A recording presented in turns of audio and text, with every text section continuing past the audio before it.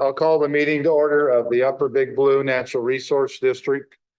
Open Meeting Act, the public notice has been published in the York News Times on June 13th of 2024. The Open Meeting Act is posted in the back of the room by the door. The reminder, all cell phones should be silenced during the meeting. Please be aware this meeting is being recorded. When speaking, the desktop microphone button must be depressed. This ensures that your comments are recorded in their entire context. Recording becomes part of the public record along with written board minutes in accordance with state statute. Roll call. Bethune. Here. Anthony Bohaty. Here. Jeff Bohaty. Here. Richard Bohaty. Here. Dickinson. Here. Grotz. Here. Houdersheldt. Here. Kuehner. Here. Miller. Here. Nuss. Here. Otte. Here. Perry. Here. Peterson. Siebert. Here. Stahly. Here. Weiss. Here. Yates. Here. We have a quorum. Consideration of director's request for excused absence. I have one for Kevin Peterson, a family obligation.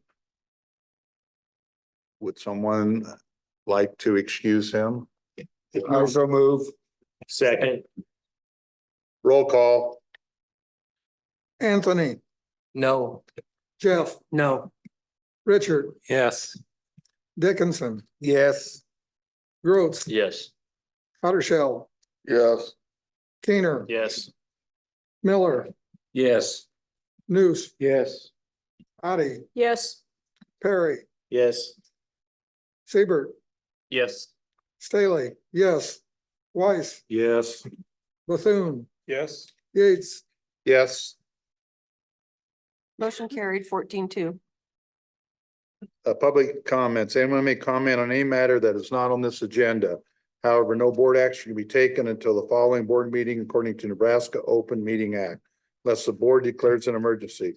Please hold comments on any listed item until it is considered. Is there anything anybody wants to say? Yes, ma'am. But sign in, introduce yourself.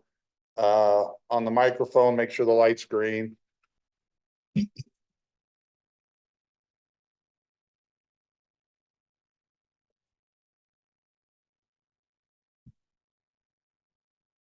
Good evening, NRD board members and staff. I am Angie Joyce. This is a timeline of news articles, NRD board meetings, and large water information I find of interest and concern. May 3rd, 2023, news from the Upper Big Blue Natural Resources District, irrigation withdrawals and groundwater levels by Marie Krosnick. The Assistant General Manager. Below are some quotes from the article.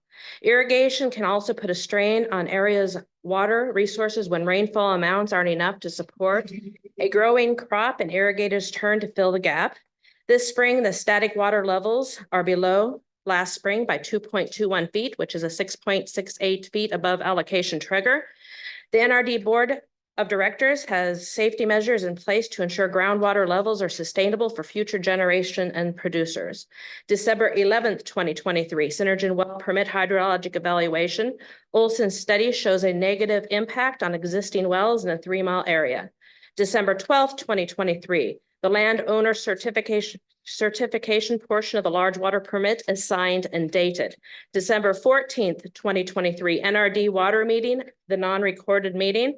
December 19th, 2023, date on water permit was being received in the NRD office. December 20th, 23, date on the Brown and Caldwell peer review. December 21st, 2023, NRD board meeting, approved Synergen permits, confusion from some of the board, and the Olson hydraulic evaluation was not presented or available to the board or public or according to the recorded video of that meeting. How many board members read the Olson hydrologic evaluation before voting? Each of you would have been able to ask questions and realize the negative impact this large water user may have on the aquifer. And if the vote had been tabled, why such a rush to pass this permit? This was also the first time I believe the board saw the Brown and Caldwell peer review. How many board members read the report prior to voting? What staff members read the Brown and Caldwell review to give the board recommendation to pass the Synergen well permits? January 9th, 2024. Date on the letter attached to the water permit from the Upper Big Blue. January 18th, 2024, NRD board meeting, Dave Engelberg, general manager, talks about having board member wanting the report.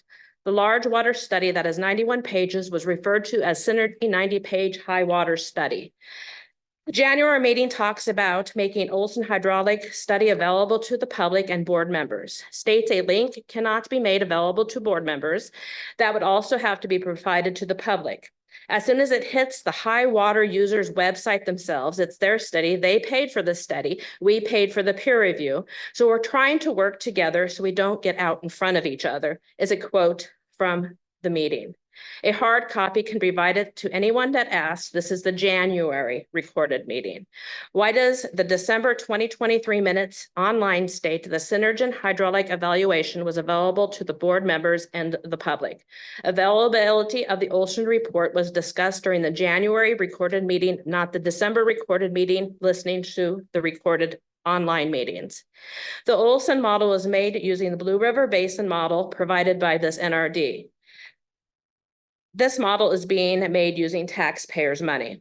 The peer review of the large water user cost the taxpayer $6,450, documented in the February 15th, 2024 minutes. In the January minutes, the work performed on the review of the large water report prepared by Olson for the Synergen application was $4,703.75. I'm aware that the peer review is paid by the NRD according to rule number 5. I, however, find the January payment of $4,703.75 to Brown and Caldwell in question. Was this bill charged to the NRD for supplying Olson information from the Blue River Basin model, the model being paid for by taxpayers? If so, this is not part of a peer review. What amount of taxpayers' money was used for the making of the Olson NUBBS model for the Synergen hydrologic well permit evaluation? Mr. Dave Engelberg, during the January 2024 meeting, spoke about Synergen's PR and working with Synergen. The board was told that Synergen paid for the study, NRD paid for the peer review. I find this difficult to understand. The NRD does not work for Synergen nor Olson, so my question is just why? Does this board agree that the Olson report should have been made available to board members prior to voting? February 14th, 2024, Upper Big Blue Natural Resources District News, Blue River Basin model completed. Was a Blue River Basin model used for the Hamilton County large water user not finished in December? When does a missing last 6 years become important and documented in the model used by the NRD for determining withdrawal from the aquifer? The article printed February states the years used are 1940 through 2017. Olson's report states years used was 1941 to 2018. I would like to know who is accurate on these dates. May 7th, 2024, the NRD meeting with Brown and Caldwell.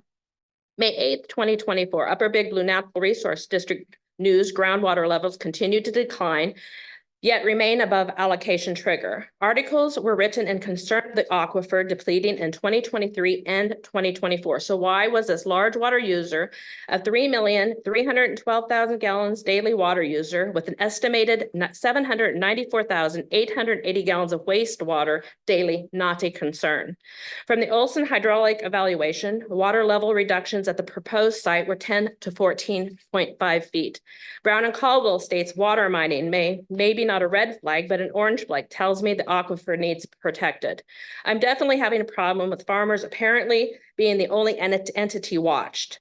I want water for future generations. Should large water users be able to pump water just because it can be taken from the aquifer?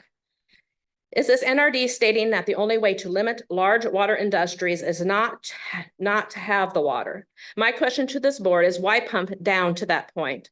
Are we actually going to assume the aquifer is a never-ending water spout? I have been to many meetings addressing this board with questions and concerns. From February 2023, January, February, March, April, May, and now June of 2024, nothing has been done to protect from large water users applying for permits.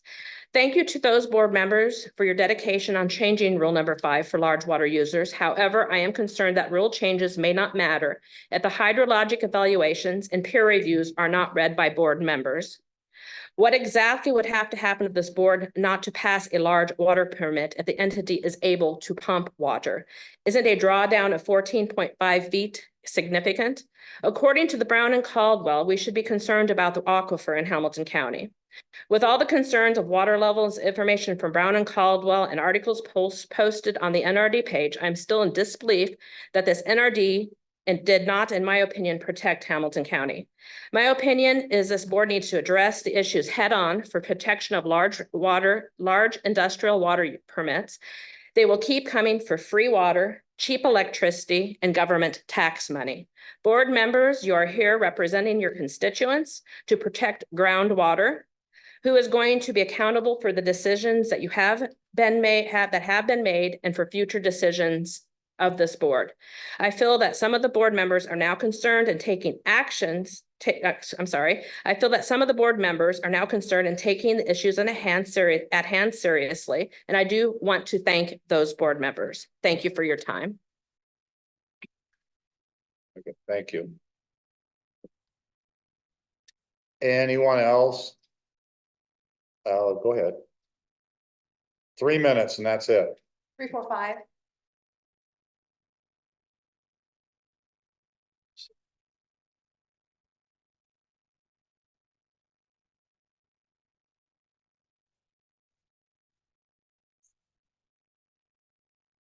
Good evening, Chairman Yates, Upper Big Blue NRD Board, staff and guests.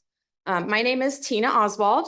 The process of permitting large water users has gained my attention the past several months, and I've attended your meetings to gain insight on your role as a board member and the permitting process in general. Tonight, I'm going to be speaking on the large water user permit application. I have handed out copies of the application to you. They should have been at your seat tonight. In previous meetings, I recall the question being asked as to what was going to happen to the current 2 wells on the proposed Synergen project site. The answers were, they said they were going to, whatever it is they were going to do. Nothing's been in writing. Knowing exactly what will happen to these wells is important. Should a direct question be addressing the existing wells be added to your application? Addendum B is something else I handed out tonight for your permit application, addresses commingling of wells. I asked for a copy of Synergen's application, and Addendum B was not included in my copy. In a conversation with a peer about this, she drove to the NRD office to ask for a copy of Addendum B. Staff didn't know what Addendum B even was. After showing them the application, she was told it's going to take a while to get. Why wouldn't this be filed with the rest of the Synergen application? Why is only one question answered on Addendum B on Synergen's application? Who's reviewing these applications for completeness?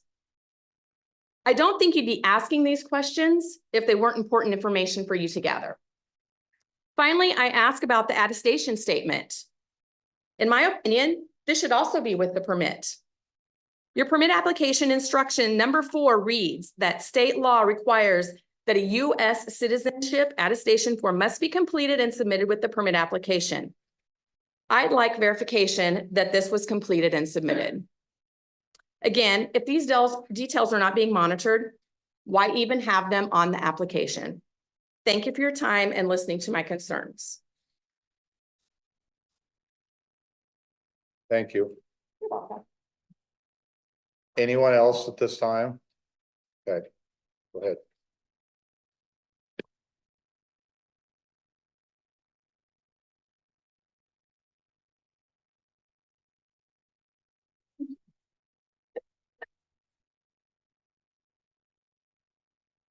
So introduce yourself, 3 Yep. minutes. I'm Justin Elge. I'm like Tina and Angie. I've been to several meetings, been watching what's going on. one thing I noticed at the last committee meeting was that it was mentioned that Blue River Basin model data has not been updated past 2018. I think that's something that we need to get addressed, and it needs to be updated yearly. How many of you guys' businesses run on data that's 6 years old? We just need to make sure we're getting this. You're already collecting the data because you have the water levels. It needs to be current and updated for future water users, as well as domestic or ag users too, I guess. But you need to have that data updated yearly. I would encourage you to make sure that we get with the other NRDs that are in that Blue River Basin and make sure that we get it so that it's updated yearly. That's all I've got. Thank you. Thanks.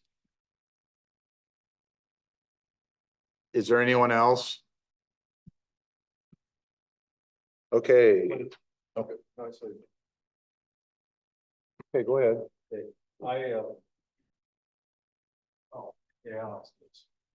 Yeah. I guess I'm to the point where we as a board are supposed to represent these people. And they've been here, I don't know how many meetings, and we just basically blow them off. We listen to the stuff and nothing more has been said. I find that kind of hard to believe because it's people like that that are paying for this, the NRD. I mean, their tax dollars are going for this, so I'm just wondering why we don't at least take what they're saying and listen to them and do something about it if we can. So I've got a deal here that I wanted to read to you. I would like to call for an amendment to the agenda to include a motion to rescind and or amend the vote we took on the Synergen project and send back to the whole board for reconsideration. Second. I want it on tonight's agenda, and I can do it. I have one. You don't want to go, you're always asking him about rules of order. I'm not gonna get into a big, my wife bought me this. If I read the whole thing, I'd probably be a genius. Change in agenda 41-63. When the adoption of a proposed agenda is pending, it is subject to amendment by a majority vote. After the agenda has been adopted by the assembly, no change can be made. So that's why I'm doing it now. We haven't adopted an agenda yet. So according to this, we have to vote on the amendment that I just asked for. I think that, well, one of the issues is unless you can't change your agenda unless it's an emergency. No, You have, it does not say emergency in here. This is that's what the Open Meetings Act says. You have to, Okay, are we gonna go by Roberts? You always have. but you still have to follow the Open Meetings Act. So we're not gonna, so we don't follow this You- now.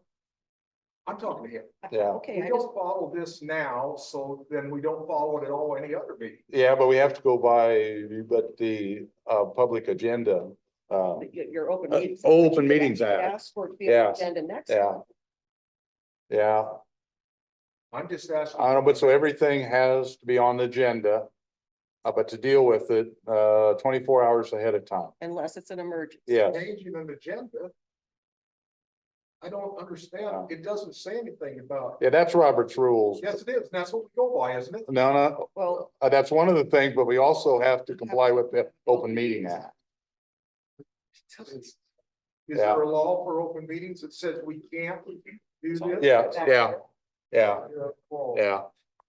Paul, why don't you call for an emergency and let's take a vote if we feel this is to change this? Well, I don't think I don't think anybody cares if it's an emergency.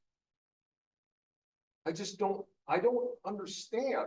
These people are absolutely wasting their time here. And I said that before. And according to the Open Meetings Act, it doesn't say anything about that. No, it doesn't in there. no, This- no, it won't in there. So in other words, If we don't go with it now, don't ever ask to go with Robert's Rules of Order again. But you could ask to have it put on the agenda next month. It doesn't say that in here. No, According to open meetings. with the Open Meeting Act, it does. Because it's not an emergency. Okay, and I'll make an So- amendment to so put it on the Don't agenda. amend anything, just ask to have it, Yes. talk to your chairman and have it asked to have it put on the agenda for next month. Will it get put on there? Well, if you ask, it should. It won't because I did that Will it last get month. On there. You're out of order. You be quiet. He's speaking. Will it get put on I there? know you didn't ask me. Go ahead. Will it get put on there if I ask you? And if it not, why? This is about like the Clay Center deal with me. All I wow. worry about, I've been thinking about this, these people are here asking for our help. Or at least asking us to reconsider.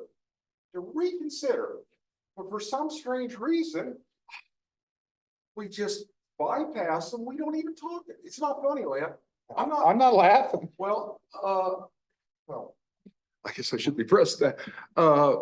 Why don't we at least talk about it and maybe reconsider voting or look at the data and do something after that?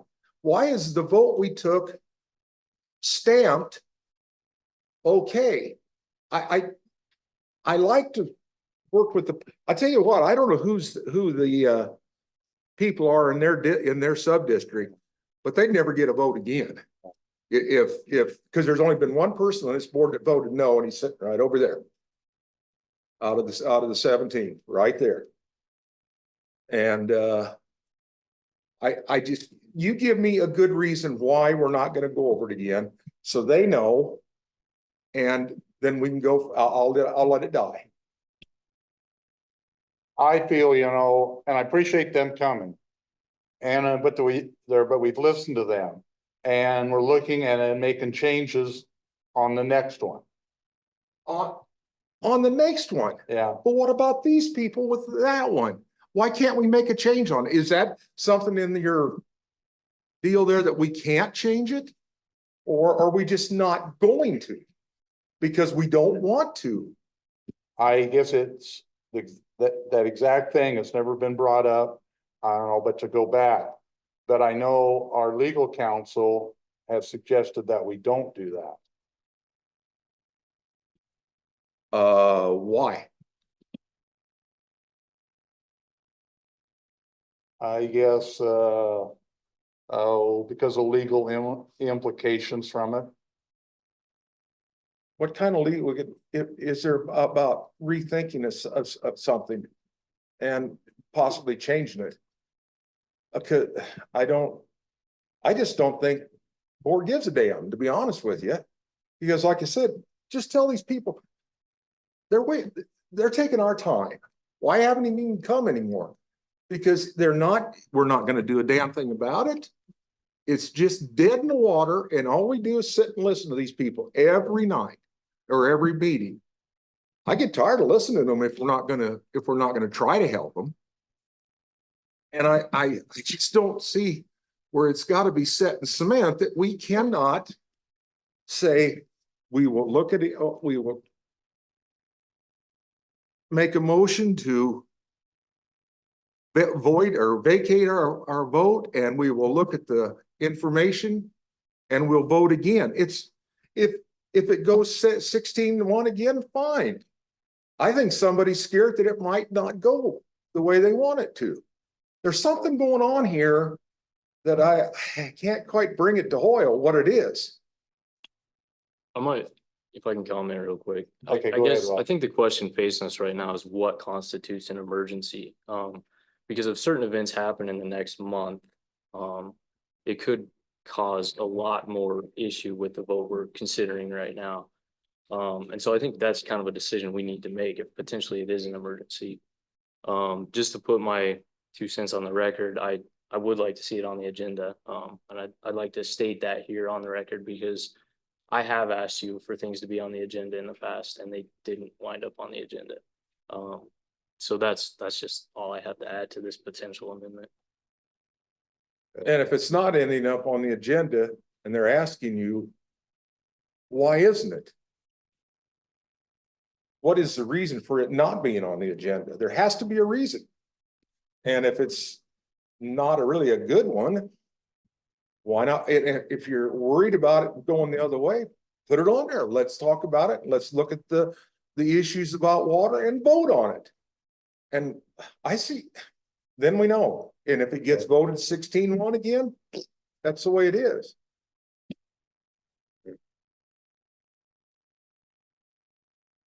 Anybody have anything else right now?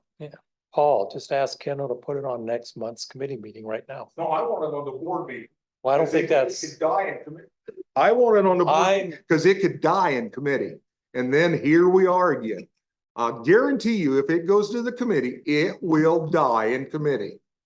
But if it goes to the total board, it may die. I'm with you. But it I may like to not. take another look at it. I just don't know. No, I'm not in favor of the committee. Okay. Been through that before, even with the projects. It will die. I would bet you $100 it would die in committee. It needs to go before the whole board. Have to declare an emergency then. That's the way I see it by open meetings. Act. Well, I'll sure declare it an emergency then if that's what it takes, but I don't know if it constitutes an emergency.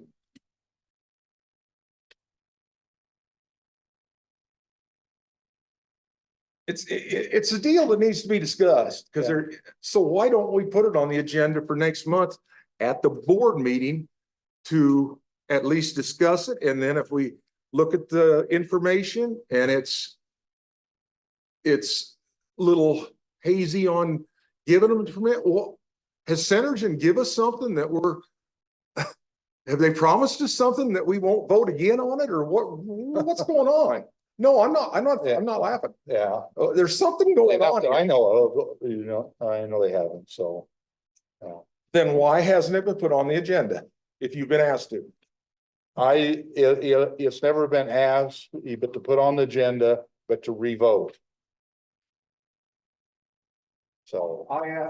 I asked to put it on next month's agenda at the board meeting to revote after we look at the information we have. That's what I'm asking. Okay. Okay, what? Okay, what? Will it be or won't it be? When the agenda comes out, is it gonna have it on there? I will make that decision in plenty of time to get it on the agenda. I don't understand what do you mean? You'll make the decision. Either it's worth putting on or it isn't. Because I want to I'll talk to some of the staff and so I make the right decision. So. You think the staff is gonna want to go through this again? No. So.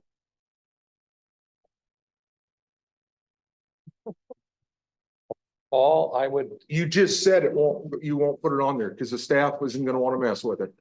I didn't say that. You did, you said no.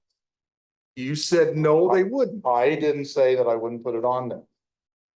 I asked if the staff and you said no, and you said you want to talk to the staff. Yeah.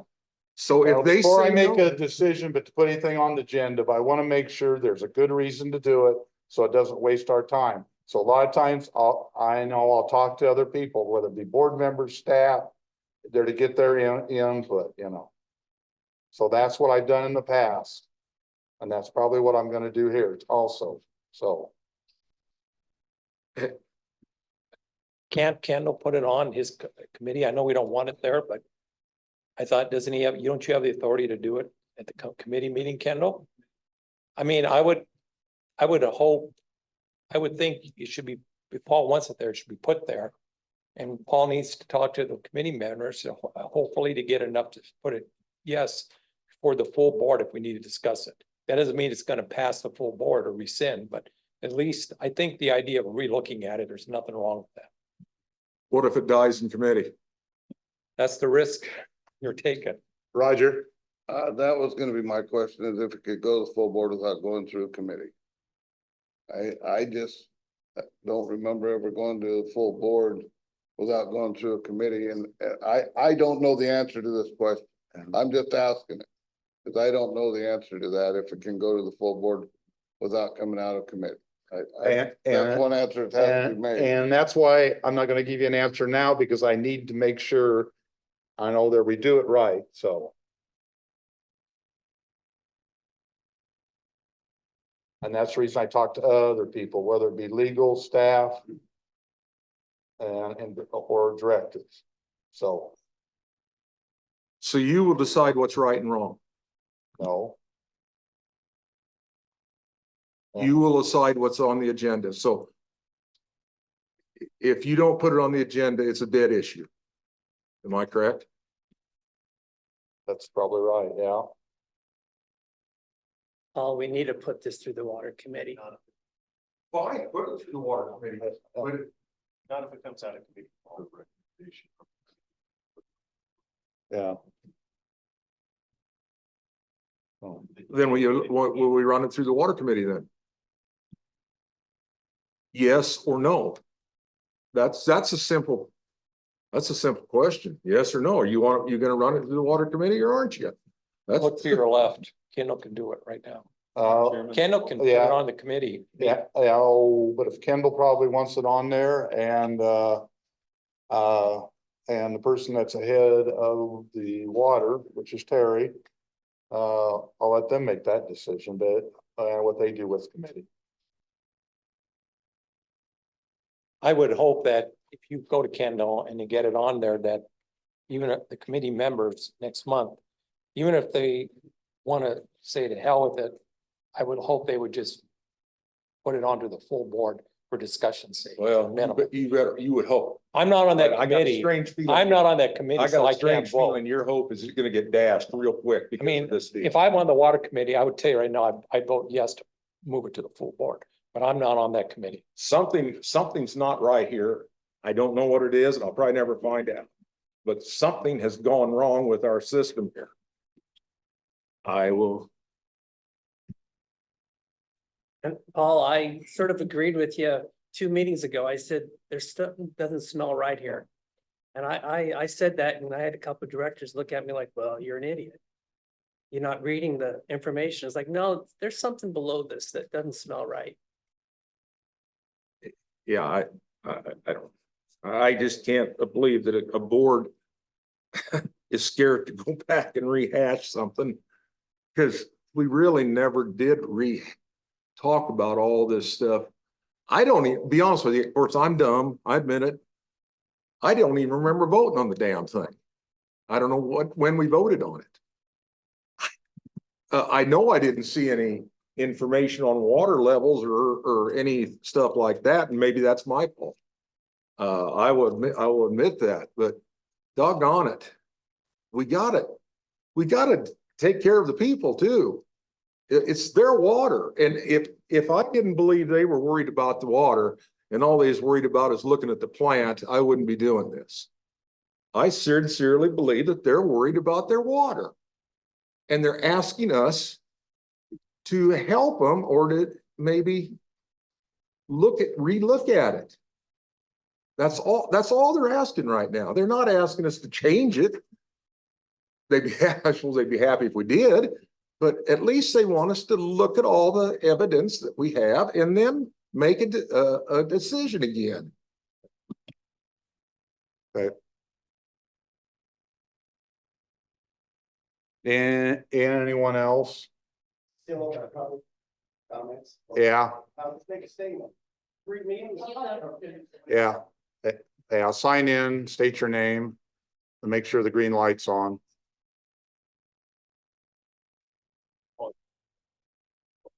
My name's Yeah. Terry Gelge. Okay. We were here on the May 16th meeting. You had the same scenario. You said you're gonna consider reevaluating it. You didn't have the peer review in the May meeting. You didn't have the water usage through 2023.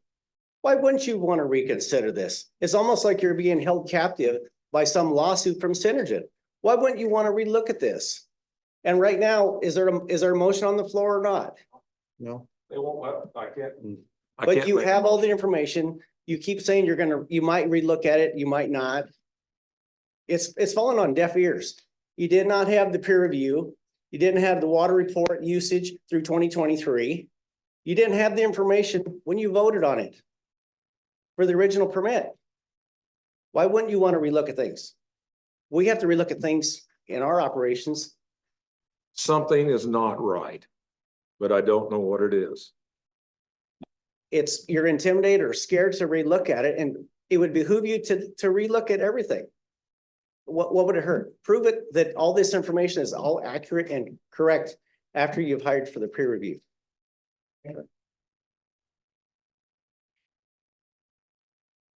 Anyone else? Okay, we're gonna move on. Adoption of agenda. Is there a motion to adopt this agenda? So move. Second, Roll call. Jeff, Yes. Richard, Yes. Dickinson, Yes. Grotz, Yes. Houdersheldt, yes. Kuehner, Yes. Miller, Yes. Nuss, Yes. Otte, Yes. Perry, Yes. Siebert, Yes. Stahly, yes. Weiss, No. Bethune, Yes. Anthony, Yes. Yates. Yes. Motion carried 15-1. Okay, approval of minutes of the May 16th, 2024 Board of Directors meeting.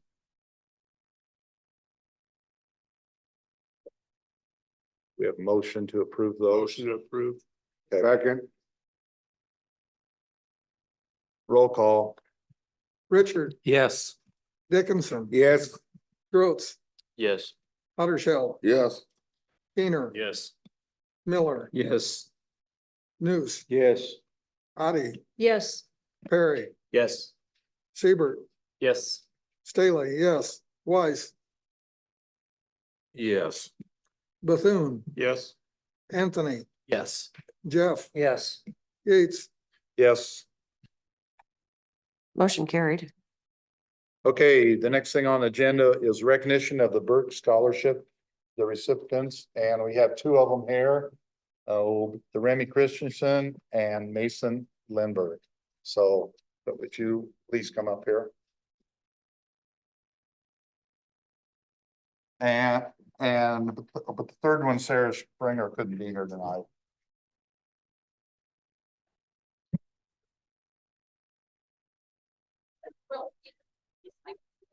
Yeah.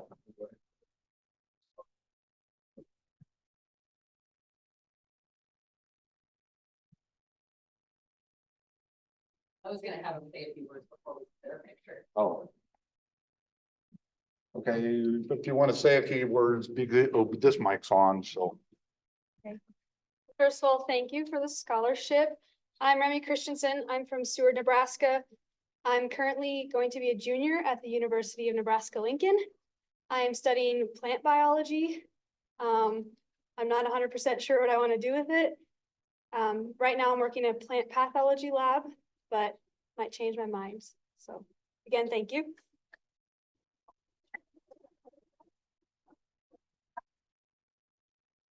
My name is Mason Lindbergh. I come from Stromsburg, Nebraska.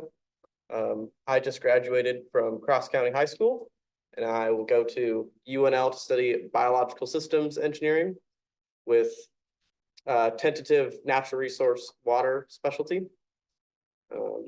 In my free time, I enjoy watching hockey, beekeeping, and spending time with my family.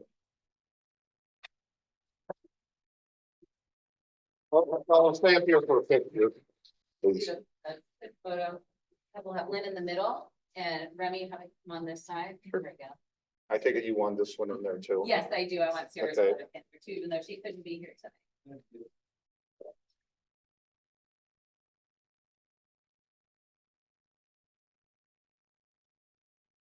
Very good. Thank you. Thank you. Yeah, yeah. Thank you. Congratulations.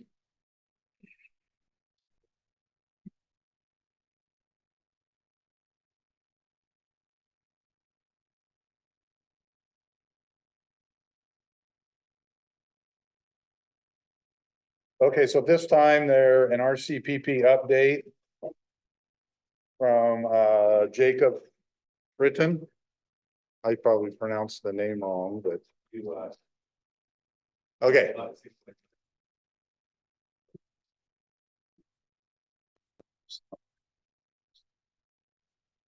live again. You got it right, Lynn. Thank you. Appreciate the opportunity to come tonight and give you all an update on our Nebraska Soil Carbon Project. I was talking to Marie a little while ago. This is probably overdue. Appreciate your patience while we got this thing up and running and going and have kept it going for the last couple of years. So I don't want to take up more of your time than you need from us to get an update on what we have going on, but I figured I'd do a real quick refresh on what the project was and what its goals were, and then give you a quick progress update and then open it up any questions that you all might want to hit us up with. So with that being said, I could probably go slideless here.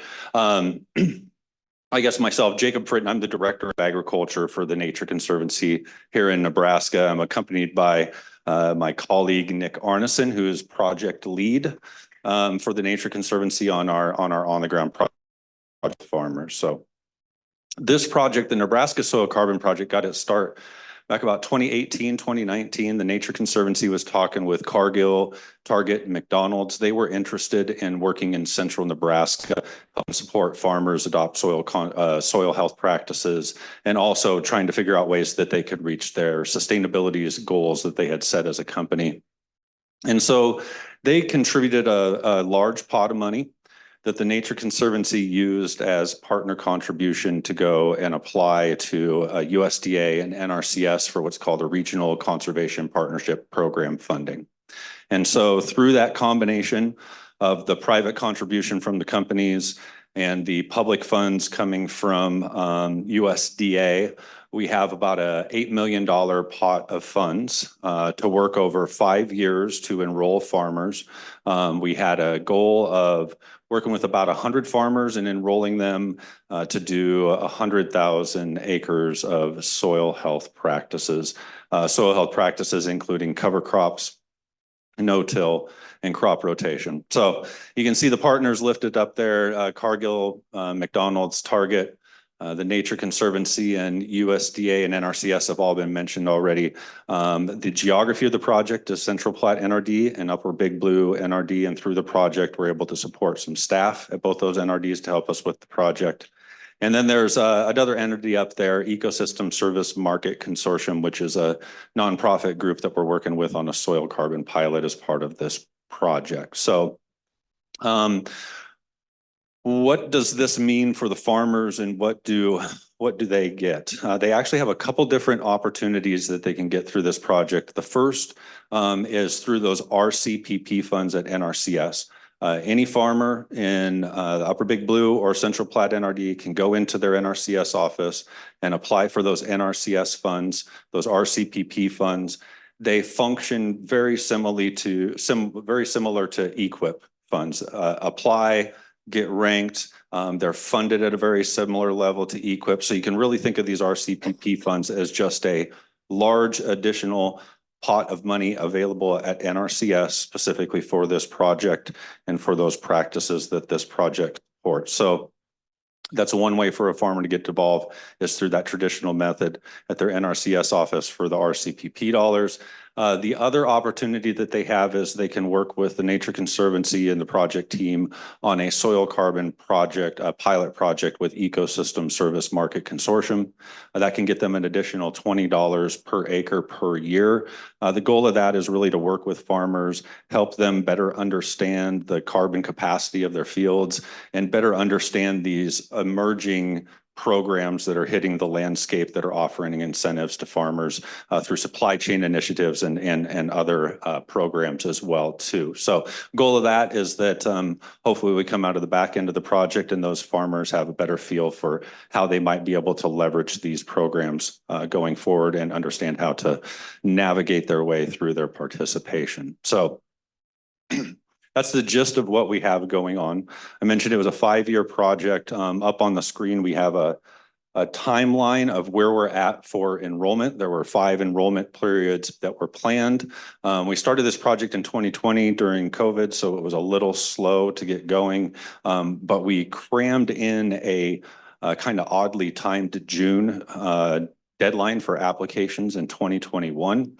That was for farmers that would follow that up immediately, putting out practices that fall, starting with practices in fall of 2021. That's not really the normal NRCS flow and scheduling of things. We followed that up immediately that December of 2022 with another round of applications. That was for farmers that would be putting out practices in 2022. I think I said that wrong. December 2021 for the following year 2022. Rinse and repeat in 2022. Took another round of applications for farmers that just put out practices last fall. And then this last November, we just had our fourth deadline in November for our fourth class. We're still working through those applications, but those would be for farmers that would be putting out practices starting this fall in 2024. We have a fifth deadline that will be coming up later this year in November or December for the fifth class. Go ahead and click forward. So how have we been doing on applications and on enrollment into the projects? And so the numbers that you see up here are all from the RCPP. The first application period, that real quick one we did in June, for that same year, we had 20 applications and a little over $500,000 worth of contracts that were awarded. That following second application period, similar numbers, 24 applications and contracts that were put through for a little over $500,000 again. You can see an uptick in the third year where we have a little bit more money being spent, but similar number of farmers, 22 contracts with farmers for about $800,000. And then those classes have all made it all the way through having practices on the ground. The fourth one, we're still in the process of working through, but we did have by far our largest class. We had 35 applications and about $1.2 million worth of applications for this year for practices that would be going out this fall. NRCS is working through those contracts with those farmers, but we anticipate that we're optimistic that a lot of that will end up out on the ground this fall. Going forward. So what does that mean from an acreage standpoint? I'll point out that we kind of count acreage two different ways, what we call treated acres and unique acres. Unique acres are acres you can go stand on, put your foot on. It's essentially the footprint of the project. If we've ever done any work on that, that would count towards the unique acres. Treated acres are the acres when you account for things like some fields might have multiple years of enrollment for cover crops. Some fields might have multiple practices on the same field. So those start to track or start to stack on top of each other. So the 73,000 number that you see on there is really accounting for all of that. You could also think of it as the acres that were acres of practices that we funded through the project. So these numbers are through those first three of the five. Through those first three, we had a footprint on the project of just shy of 23,000 acres, and that's 73,000 and change for total amount of treated acres that we're funding through the project. Go ahead and click. This is a pretty hard to read graph on your screen, but essentially this is breaking down the dynamics of those acres by year. Started funding practices that hit the ground in 2021, and some of those practices and those contracts go all the way out to 2028. But we use this graph. It provides us quite a bit of information because we have it broken down by unique and treated, by county, and by year. So you can kind of see the flow of practices into and out of the program from one year to the next. This reflects, once again, just the first 3 years. We don't have the acre numbers for that fourth year. Another thing I'd point out off of this slide is that we have it broken down by practice on the bottom. Basically what we've seen is the majority of the interest has been in cover crops. We do have a decent amount of no-till contracts out there as well too, but have had pretty limited interest in diversified rotation. So one more. So for participation in the soil carbon pilot program, we've gone through 3 years of enrollment. The first year we had kind of a limited time frame and a limited number of farmers that were interested. We ended up with just a couple hundred acres and 3 farmers that signed on with us that first year. In the second year, we saw a big boost in the number of folks that were getting involved and were interested, and we jumped up to several thousand acres and 11 farmers. And through the third enrollment class, we're now sitting at 19 farmers and 5,700 acres that are involved in that ESMC soil carbon pilot program working with us.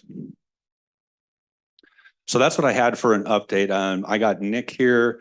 Both of us are glad to take questions if you have anything that you wanted to highlight on. But like I said, it's been a bit since we've been here and wanted to kind of show up and give you an idea where we're sitting on progress wise. We're real proud of where we're at after we get this big class of applications process for this year.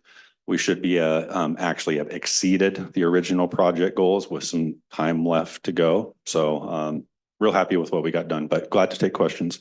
Go ahead. I just happened to see on the news tonight, they had I don't know where it was at, but they had a forest. And they were taking acres out of this forest. And they said they were going to be very valuable because the trees would absorb will that work with the farmers too will you hook them up with these big companies to where the companies will pay them to and they'll take the carbon credits then? We are trying to help the farmer to navigate that space. That space is pretty convoluted at this point in time. There's been a bunch of programs, including ours, that have been on the ground. You know, ours works through Cargill and Target and McDonald's, but there's other ones that have been out there through, you know, Bayer and Indigo Ag, and there's ones that are being offered through climate smart commodity programs that are starting to hit the ground, and through other supply chain partners like ADM. You'll see some groups like Practical Farmers of Iowa and Precision Conservation Management. I know you got some staff recently here that's working on that as well too. So there's a lot of momentum and a lot of movement within the corporate supply chain space on trying to figure out how they can be supporting change on the ground and accounting for that change in a way that's verifiable and isn't just going in and essentially greenwashing. And so they're still trying to figure out how that is going to work. And that's one of the roles that we're really trying to serve in this, is using our connection as an organization and our understanding of those systems to help navigate farmers to better understand whether they can go one place for a carbon intensity score through the ethanol industry, or if they go somewhere else where they're dropping off their grain and they might be able to get some supply chain incentives back for whether it's greenhouse gas benefit or carbon storage or water quality benefits or whatever else they may be. But there's a lot of interest. But there's just not a lot of clarity on how all these systems are going to work. And so that's what we're trying to help farmers navigate is get through this and get to where they can make a decision on, is this snake oil or is it something that can be leveraged by farmers to help them get conservation practices out on their ground? Great question. Any other questions? Complaints? No complaints? All right. We're always glad to show up and provide updates or give insight. Your staff has been great to work with, and our CS has been great to work with. They honestly carry us in these projects for the most part. But we're really glad to be involved and to see the success on the ground working together. Thank you. Okay, thank you very much, Jacob. Yep. Thank you. Okay, at this time, we'll move into the Water and Regulations Committee report. Kendall? The Water and Regulations Committee met Tuesday, June 11, 2024 at 7:00 p.m. at the NRD office. Those who have participated are listed below. Committee members were Bohaty, Dickinson, Grotz, Miller, Otte, Peterson, Stahly, myself, and Yates. Other staff, directors, and guests are also listed below. Publication of legal notice was legal notice of the committee meeting was published in the York News Times on June 6, 2024. And the Open Meetings Act, everyone was advised that those present that the Open Meetings Act is posted by the entrance to the boardroom.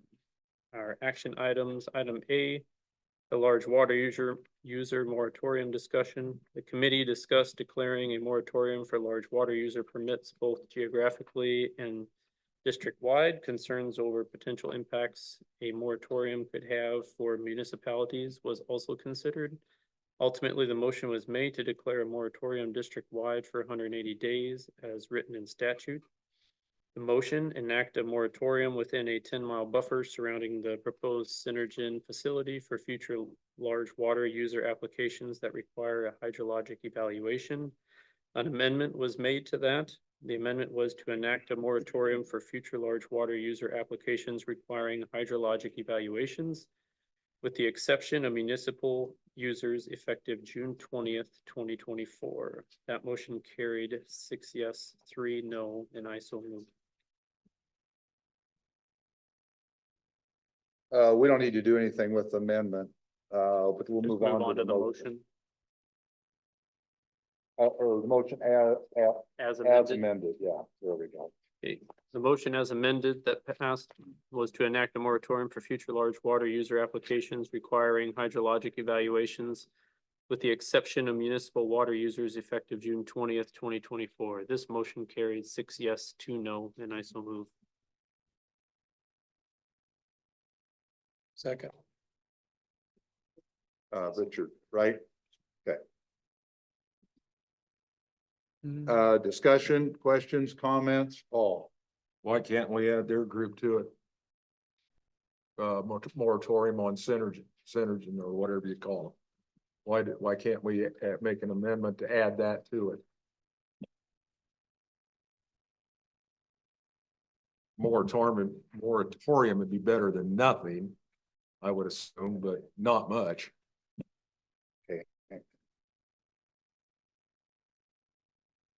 I have a question about what you just said.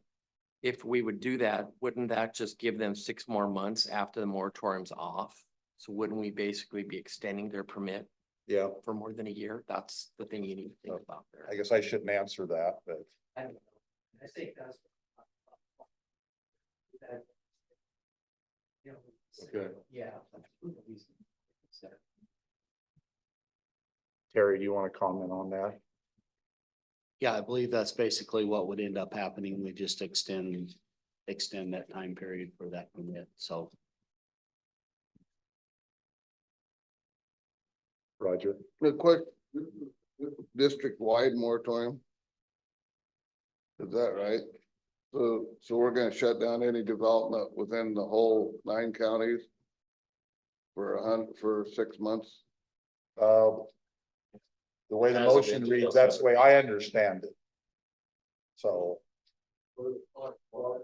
Yeah. Yeah, well, but it's large water users. Yeah, I understand, but you're gonna shut down any large water or chance of any development for the whole district. That's correct. District-wide over this, because in the past, we've turned down 2 or 3 of these before. When they came up and we've proved the water wasn't available for that. And when you wanna go district-wide with this thing, I think you're asking for some headache there, or, you know, one of our jobs as NRD is to economic development. And this, you know, you're gonna have to look at really hard at this because you're affecting the whole 9 counties. You're not just affecting a 10-mile area.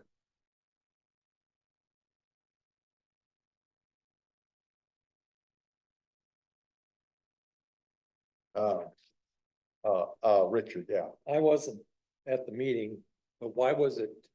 You originally had a 10-mile Yeah, buffer. Why well, was that's it? just what I was reading there. So Why? I don't know if this Why'd you is. guys change that? If I can speak to that real quick, that was, I mean, essentially the concerns that Roger just brought up was the reason I initially put that 10-mile radius in there. I thought it was a better idea, less of a panic reaction to simply put a moratorium in the area we're concerned about right now.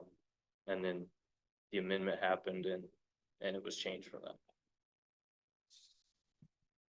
Why was it, what was the thinking of changing it last week? I wish I don't. Yeah. That's. I guess I can't speak to that. I would have like to see it stay the way it was, and I don't think there's anything saying we can't amend it back to the original motion. It would require an amendment at this time. So yeah, I can't speak to why we changed it. Lynn, why would we vote for a moratorium on any of them if that one there was good enough to go through, and they're the ones in the possibly the short water area? Why even have a moratorium? Let's just boogie on and let them have it. What's a moratorium gonna solve? Kendall? I think the idea for a lot of the board members when it came to the moratorium is giving time to reshape the rules and regulations we have for large water users, and they're rules that will impact every large water user, not just whether they get approved or not. It's everything that's associated along with it. So it's the idea of giving them some time and the ability to make changes that we think are necessary. I'm a firm believer in that, but then we are penalizing those people because we have already okayed them. You know, if you think there's changes that need to be made to the deal, that's fine, but we're penalizing them because we're saying we've already voted on that. How can you just shove them to the side and worry about everybody else?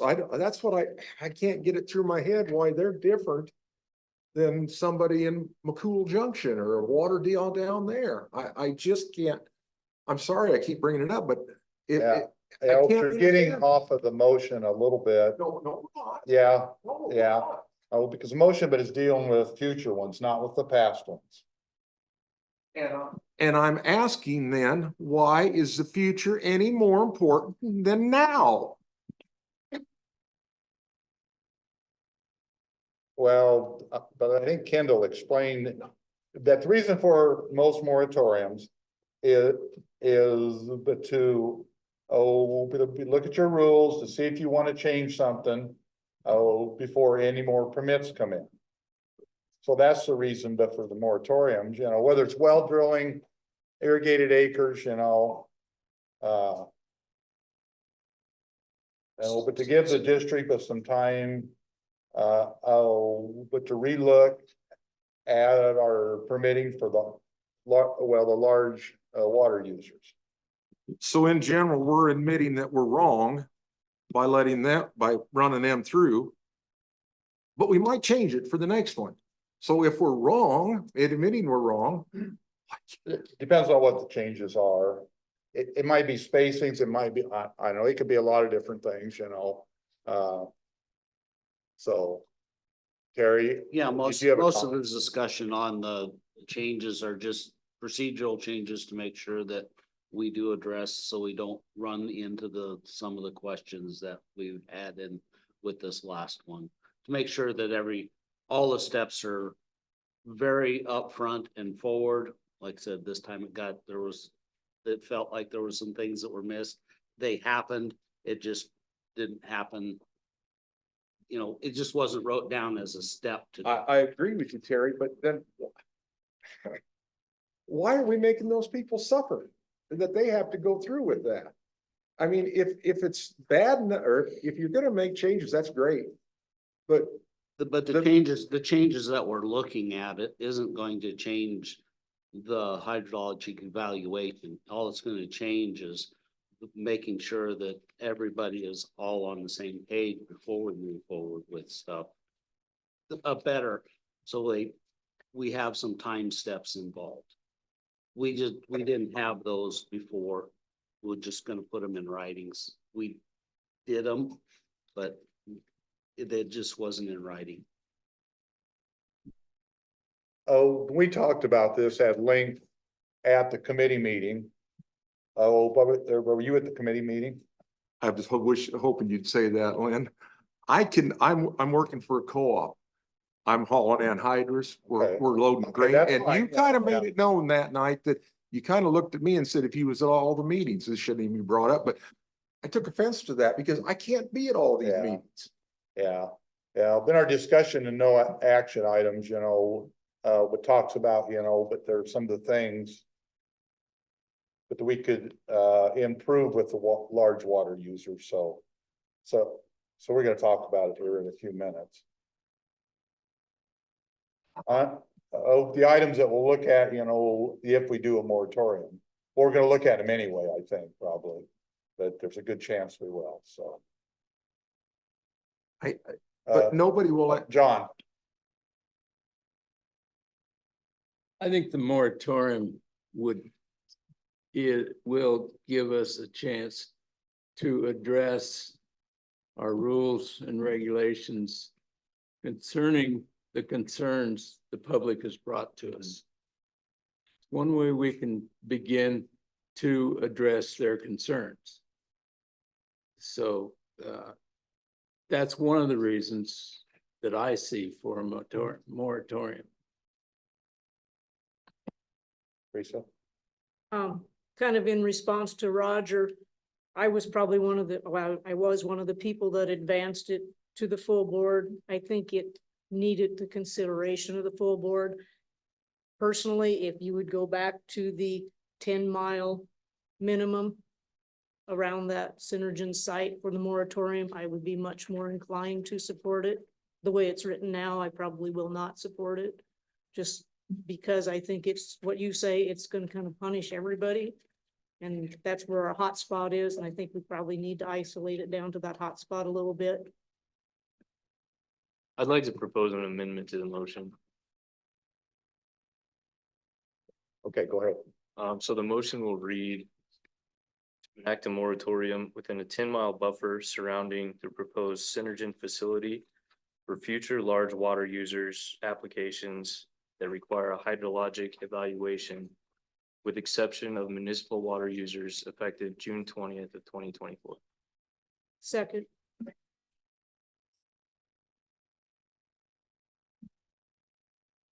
So you're pretty much going back to the first motion that you made, but you're gonna put an effective date of June 20? Correct, and also excluding municipalities. Okay.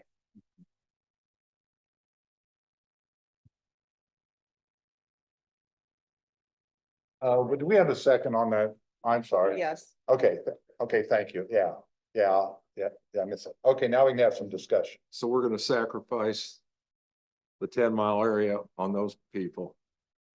And just forget about it. Because it's already been taken care of. I'm trying to wrap my head around this, that we're not treating those people. And I keep coming back to that. We're not treating those people fairly. I just don't, and a 10-mile, they don't give a damn about a 10-mile. They've already got a company coming in. We've okayed him to draw water, and that Mr. L, whatever, he'll probably have a dry well if we have a dry year. I don't understand. I just don't. I don't understand what we're doing. I just don't. Well, I don't think, Paul, I'm sorry, can I? Matthew, I saw him first, so I'll That's let you fine. speak. I'm sorry. I guess I like the full district, I guess, just because of the fact we're not gonna get probably another large water user in the next 6 months. If we do, what's them waiting 6 months? It's not gonna be a big deal on my end, I guess, on my end, but overall, I don't think it's gonna be a huge deal of 180 days for them to have to wait 3 more months to do, or 6 more months to do another one. So that's why I kind of agree with more of the whole area. That's just. Richard. Well, I was getting to Paul's concern. I agree a lot with what Paul's going on. I just don't think procedurally there's any way to do anything tonight about it. That's what I'm saying. I agree, but I want to. That's I why have I want. That's why I want. And then I have another question concerning the amendment. If we the amendment, we're gonna vote on it. Teresa's second, the 10-mile. So if we vote that down, then the original one still we vote on. We're not voting down the moratorium now, just so I'm. Right. Yeah. We'll vote on the open amendment first, but I'll have it reread. Okay, I just want, it's so much going on. Yeah.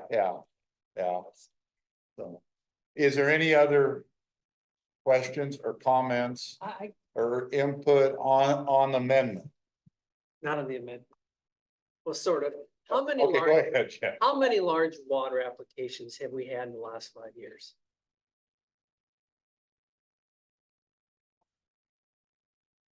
One.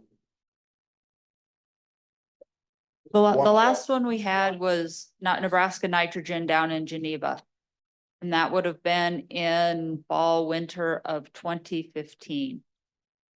And how many inquiries have we had in the last 5 years? That Two. haven't followed through. Two. Oh, we've had two, Synergen and then one other company. And so like if someone walked in today to Terry's office tomorrow and said, I want to start an application process, how long would it take before we would have to go through and give that company? Would it be 2 months, 3 months, 4 months? How long does that process take? Well, it would depend on how fast the Short process period. would start. I'll just give it, okay, the process would start. We get, okay, who's gonna be your engineer or your company that you're going to have build the model for that? So they would have to get somebody on board with that. You know, we're talking, I think this last one took 6 months. Yeah. About 6 months to actually go through that process. From the time they started talking about it till we got actually got the evaluation in hand. I share probably the same concern everybody has about the water usage. I just want to make sure we're not having a knee-jerk reaction with this, because Terry just said if someone came in tomorrow, it would be minimum 3 months.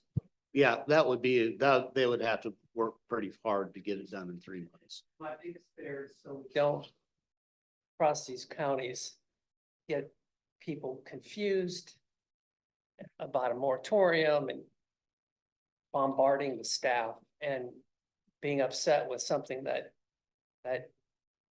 doesn't affect them. That's my two biggest concerns. But I have the concerns on water usage. I do. Roger. Oh, okay. If I let somebody else have comment. Is there any other comments on the amendment? Nancy, would you please with the read I that? will.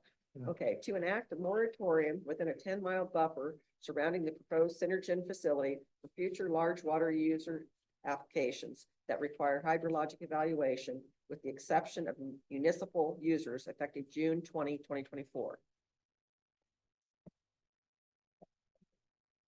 Does everybody understand the amendment? Go ahead.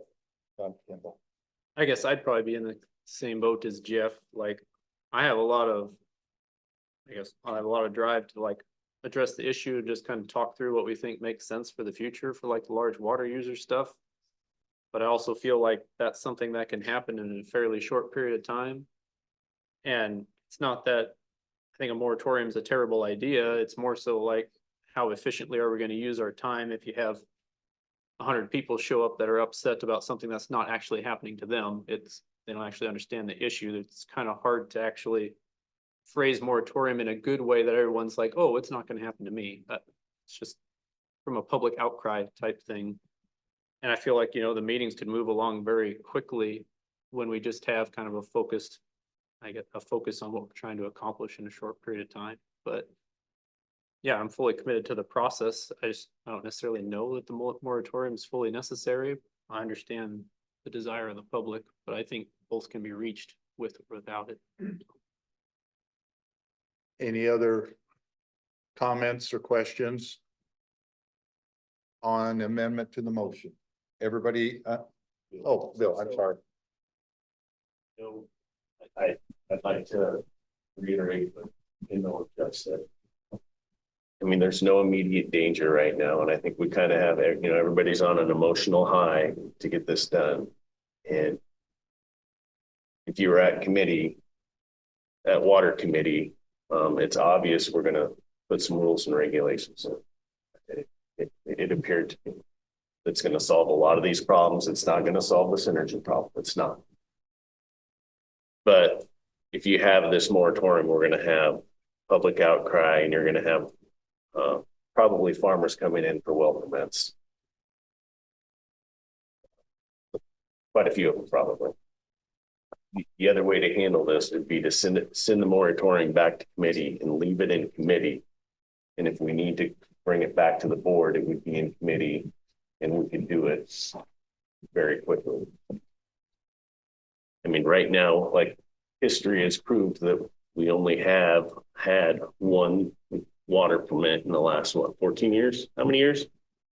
Oh, 5, yeah. Yeah.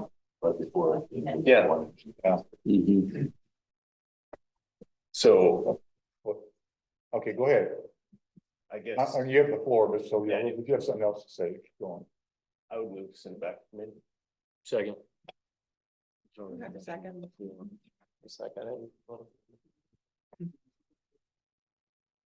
Okay,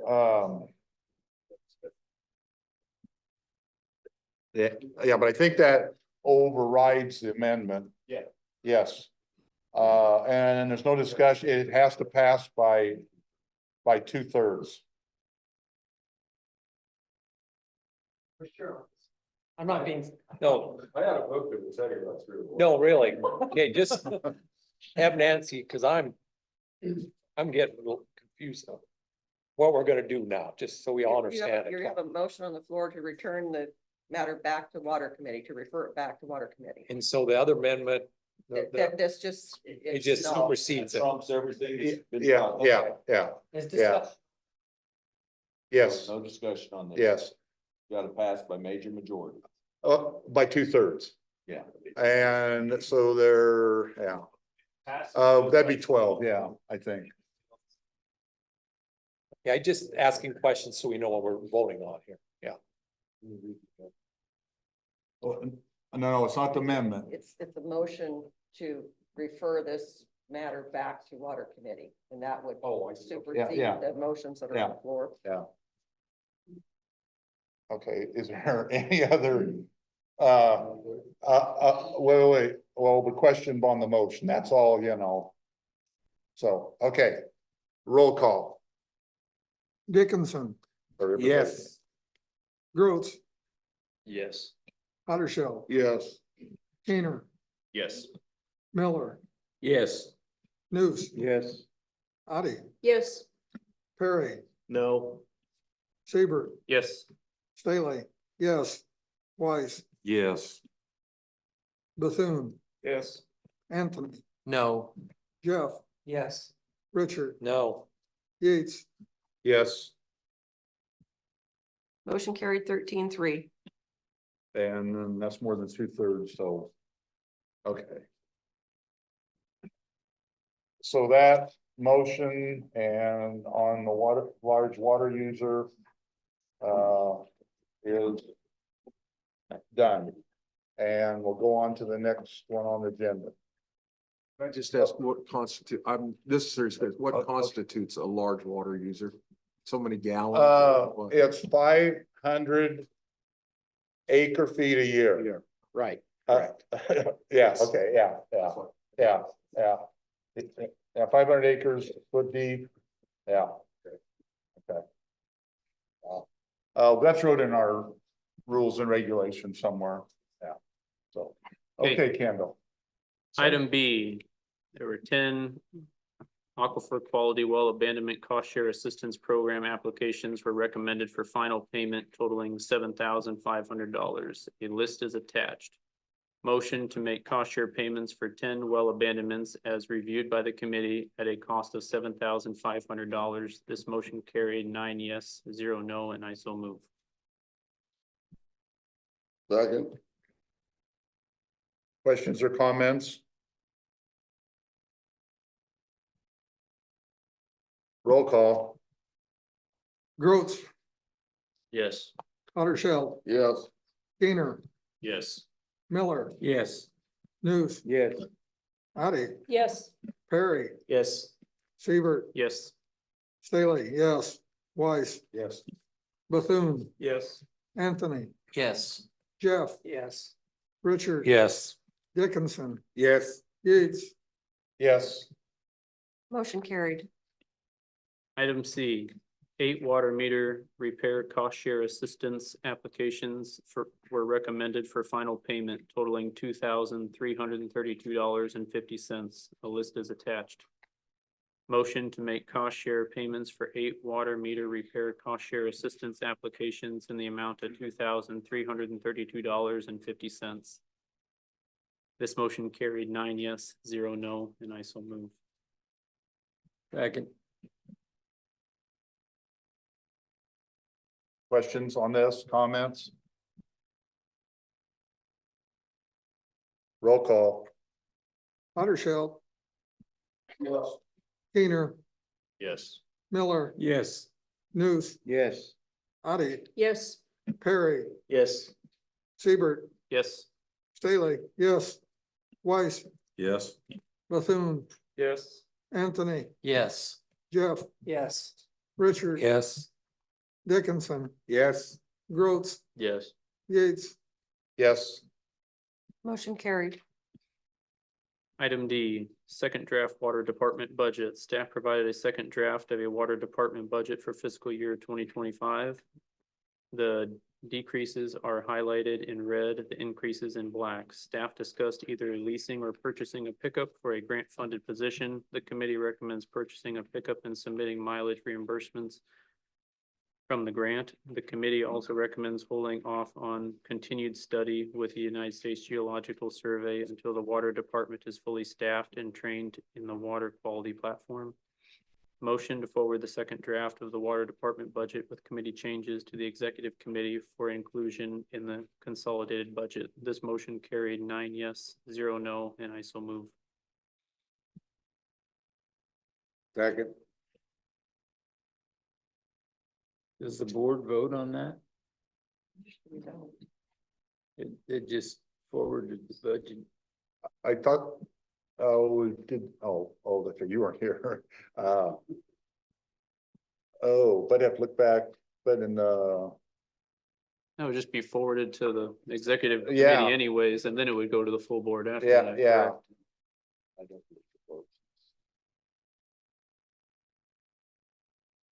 Okay. Yeah, I would agree with that. And I will mention one thing on this.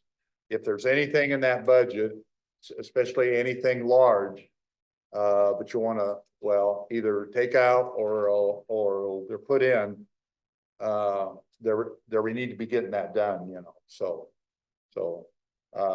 we can still change the draft budget, so.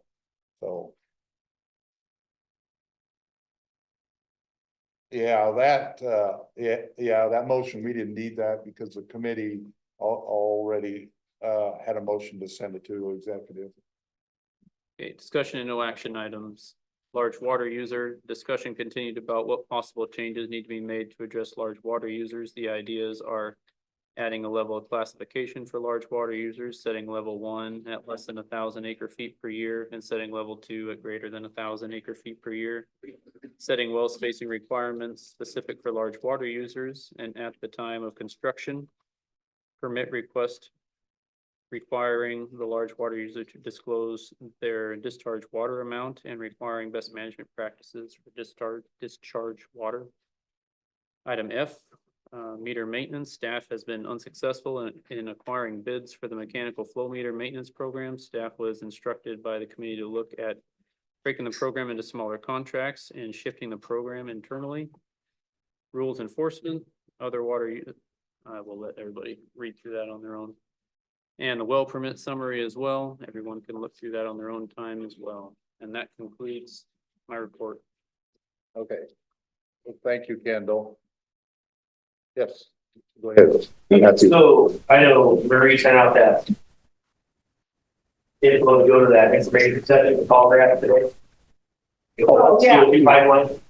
I actually went today for at chances are they had the you guys saw that call graphs with CO2 pipeline there to it. Just some information on it. I know we had concerns with CO2 pipelines. We said that before. So basically what they are doing is, I had no clue on this, but it was good information for me. They're capturing, so the exhaust you see from this ethanol plant, it's a CO2 coming out. So what they're doing is capturing that, they're putting it into a pipeline, and it's going towards the Rocky Mountains to Wyoming, Colorado, and stored underground. It's a 12-inch pipeline. I specifically asked, because I knew I was going to get questions on it, I go, is there any issues with groundwater contamination on that? He said no, so take that for what's worth. They said they're going to have shut-off valves, 10 miles or less for shut-off valves.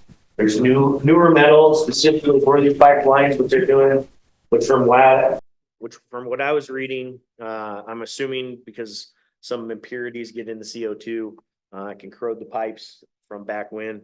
So basically, another big thing they brought up was ethanol demands going down for farmers because California is going to phase it out in 2025. They're going to start phasing out in some other Western states. And California is 10% of ethanol use. So what they talked about was this, it was called sustainable aviation fuel. So sustainable aviation fuel deals with fueling the whole flights, all these planes, which uses a lot of fuel. All we do right now is Georgia gets sugar cane from Brazil, and that's what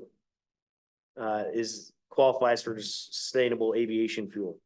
Right now, because corn ethanol needs to get cleaner to qualify for that right now, which would be the carbon intensity. They talked about CI scores need to get down. So basically, they talked about also safety with the CO2 line, first responders. But the big thing that perked my interest with the sustainable aviation fuel would be if it qualifies, if ethanol qualifies and the farmers around here get their corn down with that CI level scores, that more ethanol plants will want to be coming in because you're not going to need automobiles. You're not going to need anything because the supply of aviation is the biggest fuel that's usage. So that's probably another reason why we need to look at the large water user thing 5-10 years down the line coming up. So that's basically what perked my interest when they were talking about that. Obviously there's credits from the government and all that for green energy, but that was the informative session I had for the hour I was there. So just let everybody else know. In my chairman's report, because it's going through Fillmore County, they're having a hearing. I was at the zoning. I asked them the same questions, but I'm going to go to the hearing. But did they say anything on CO2? Is that lighter than air or heavier than air? They just said in liquid form, when I've read, it'll sink to the ground. And basically what happened in Mississippi was a landslide happened, caused a pipeline to burst, which there was a town of 200 nearby. And these people ended up having increased CO2 levels. Nobody died, luckily. They had increased CO2 levels in their bloodstream. And some people apparently are still having some issues with it, but it hadn't, basically from my point of view, didn't really deal anything with the water point on that end, besides the impurities with the CO2. And that's what this guy kind of mentioned with the steel, but the new steel in the pipelines. But again, take that for what it's worth. Oh, this Trailblazer pipeline, which you're talking about, everything I found out, it's going to start at Columbus, run south. I think it's going to tie into the York one. It's going to go south. It's going to tie into the one at Fairmont. Then it's going to jump back across the highway. They're actually going to tie into the anhydrous plant because there is CO2 put off there with anhydrous. And then it goes south, and right south of Strang, that's where the Trailblazer already has a pipeline that heads west. And that's natural gas now, but they're converting it over. So that's sort of the path. And I saw the map, but and I can't tell you exactly where things are. But there are, but it's and I tried to find out as far as the if there is a leak, and what they told me was, but if you see vapor in the air, you need to get 300 to 500 feet away immediately, because it's Well, it's very harmful to animals, which are mammals, people. Yeah, and they're gonna put shut offs. They told me every 6 miles, but to shut them down, It's but- under 10 miles. Yeah, federal yeah, Regulation is what he said. Yeah. But it's liquid, but they or get it to a liquid form. It's gonna be under pretty high pressure. So, that's what I know about it, but yeah, go ahead.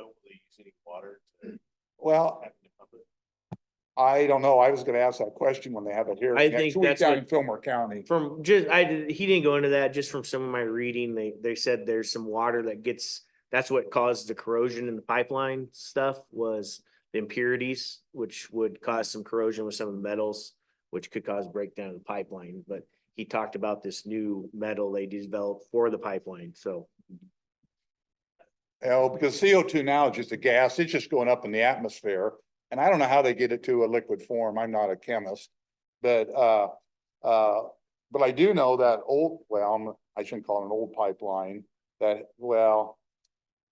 goes west out toward Wyoming, wherever, supposedly they're going to use that older pipeline, but I don't know. And I don't know what happens to it. Yes. Do you know anything? Okay. Yeah. Okay, but that's sort of off topic, but since you brought it up, I was gonna add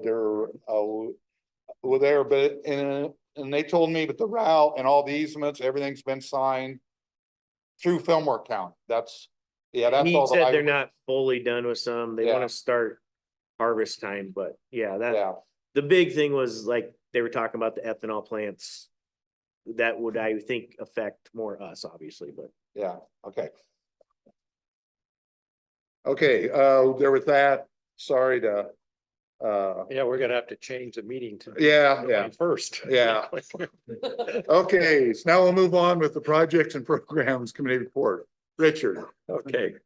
Projects and Programs Committee met Thursday, June 13th at the NRD office in York. Those present, committee members Bethune, Anthony, myself, Houdersheldt, Kuehner, Nuss, Perry, Weiss, board chairperson Lynn Yates, other directors, staff members, and guests. Action items, land treatment program, motion that the Upper Big Blue NRD approve payment of 17 completed land treatment projects with a total cost share of $37,571.31 and 2 completed NRD land treatment projects with a total cost share of $1,000. Motion carried 9 yes, 0 no, and I so move. Second. Any questions or comments on this?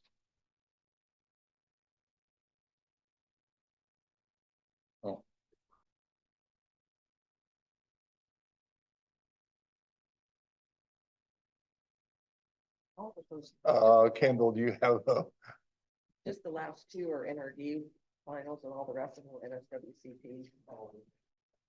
Okay. Questions or comments? Roll call. Kuehner, Yes. Miller, Yes. Nuss, Yes. Otte, Yes. Perry, Yes. Siebert, Yes. Stahly, yes. Weiss, No. Bethune, Yes. Anthony, Yes. Jeff, Yes. Richard. Yes. Dickinson, Yes. Grotz, Yes. Houdersheldt, Yes. Yates, Yes. Motion carried. Nebraska Buffer Strip Program, motion that the Upper Big Blue NRD approve payment of $16,222.30 for 9 Nebraska Buffer Strip Program contracts. Motion carried 9 yes, 0 no, and I so move. Second. Did you get that? Yeah. Okay. Questions on this, comments? Buffer strips? Roll call. Miller, Yes. Nuss, Yes. Otte, Yes. Perry, Yes. Siebert, Yes. Stahly, yes. Weiss, Yes. Bethune, Yes. Anthony, Yes. Jeff, Yes. Richard. Yes. Dickinson, Yes. Grotz, Yes. Houdersheldt, Yes. Kuehner, Yes. Yates, Yes. Motion carried. Nard tree payment, the Nebraska Association of Resources District submitted an invoice for the purchase of seedlings for the 2024 tree program. Total cost of trees is $25,544.55 after a credit of $2103.92 from the executive travel grant. The final cost was $23,440.63. Motion that the Upper Big Blue NRD approve payment of $23,440.63 to the NARD for the purchase of trees and shrubs for the 2024 NRD tree program. That motion carried 9 yes, 0 no, and I so move. Any questions on this, comments? Really nice tree report that we put laid out for everybody, so take a look at that sometime.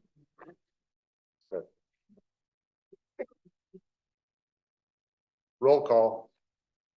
Nuss, Yes. Otte, Yes. Perry, Yes. Siebert, Yes. Stahly, yes. Weiss, Yes. Bethune, Abstain. Anthony, Yes. Jeff, Yes. Richard. Yes. Dickinson. Yes. Grotz, Yes. Houdersheldt, Yes. Kuehner, Yes. Miller, Yes. Yates. Yes. That carried 15-1. Parks Department pickup payment. The NRD took delivery of a new 2024 Ford F-150 pickup on June 12th. The approved bid price was $49,582 with the trade-in allowance of $15,000 for the 2017 Ford F-150 pickup. The amount due was $34,582. Motion that the Upper Big Blue NRD approve payment of $34,582 to Gene Steffi Ford for the 2024 Ford F-150 pickup for the Parks Department. That motion carried 9 yes, 0 no, and I so move. Second. Questions on this? Comments? Yeah, I think they ought to let each board member use it for a day so we could see whether we got our money's worth or not. Is that a motion? I think that was maybe a comment. That's what I'm hoping for, but. And any other comments, questions, discussion? Roll call. Otte, Yes. Perry, Yes. Siebert, Yes. Stahly, yes. Weiss, Yes. Bethune, Yes. Anthony, Yes. Jeff, Yes. Richard. Yes. Dickinson. Yes. Grotz, Yes. Houdersheldt, Yes. Kuehner, Yes. Miller, Yes. Nuss, Yes. Yates. Yes. Motion carried. Oxbow Trail Rec Area Supply Well payments. Broken Arrow Excavating has completed the well pad, the channel work, the membrane and crushed rock at the Oxbow Supply Well site. The seeding costs were removed from the bid price because the channel is full of water. NRD staff will seed the channel area this fall. Rio Fencing has completed installing the chain link fence around the supply well. Motion that the Upper Big Blue NRD approve payment of $6,508.50 to Broken Arrow Excavating for work done on the Axville well pad and channel. That motion carried 9 yes, 0 no, and I so move. Second. Questions on this? Comments? Roll call. Perry, Yes. Siebert, Yes. Stahly, yes. Weiss, Yes. Bethune, Yes. Anthony, Yes. Jeff, Yes. Richard. Yes. Dickinson. Yes. Grotz, Yes. Houdersheldt, Yes. Kuehner, Yes. Miller, Yes. Nuss, Yes. Otte, Yes. Yates. Yes. Motion carried. Next motion, that the Upper Big Blue NRD approve payment of $4,800 to Rio Fencing for installing the fence around the Oxbow Trail Supply Well. Motion carried 9 yes, 0 no, and I so move. Second. Do I have a second? John Miller. Yeah. Questions on this? Comments? Roll call. Siebert, Yes. Stahly, yes. Weiss, Yes. Bethune, Yes. Anthony, Yes. Jeff, Yes. Richard, Yes. Dickinson, Yes. Grotz, Yes. Houdersheldt, Yes. Kuehner, Yes. Miller, Yes. Nuss, Yes. Otte, Yes. Perry, Yes. Yates, Yes. Motion carried. Lake Hastings Water Quality Management Plan, Water Quality Model. JEO submitted an amendment to the Upper Big Blue NRD to complete the water quality modeling for the Lake Hastings set of $7,505. The city of Hastings has agreed to provide the additional funding needed to complete the water quality model of $5,320. Motion that the Upper Big Blue NRD approve amendment number 1 to the interlocal agreement with the Little Blue NRD and the city of Hastings. Amendment number 1 extends the agreement to December 31st, 2024, and increases the city of Hastings cost share requirement from $9,000 to $14,320. That motion carried 9 yes, 0 no, and I so move. Questions, comments? Yeah, Kendall. I wasn't at that meeting. What was the additional money for? Or did something else come up or not? I don't. I don't remember. It was, Tara Ogren worked for the city of Hastings, was gonna do the water quality Oh, study so it's on her still, own, and she left the city. They okay. didn't have anybody else that could do it. This is so- residual from that still. Yes, Okay. and there's money left over in our agreement that we can use for that study, and then this is the remainder of what's needed. And then the city of Hastings is gonna make up the difference, basically, yeah, yeah. Okay. Any other questions or comments? Roll call. Stahly, yes. Weiss, Yes. Bethune, Yes. Anthony, Yes. Yes. Jeff, Yes. Richard, Yes. Dickinson. Yes. Grotz, Yes. Houdersheldt, Yes. Kuehner, Yes. Miller, Yes. Nuss, Yes. Otte, Yes. Perry, Yes. Siebert, Yes. Yates, Yes. Motion carried. Next motion that the Upper Big Blue NRD approve amendment number 1 to the contract with JEO Consulting for the Lake Hastings Water Quality Management Plan. Amendment number 1 adds $7,505 of funding to complete the water quality model. Total funding through the contract changes from $64,815 to $72,320. That motion carried 6 yes and 3 no, and I so move. Second. Questions or comments on this?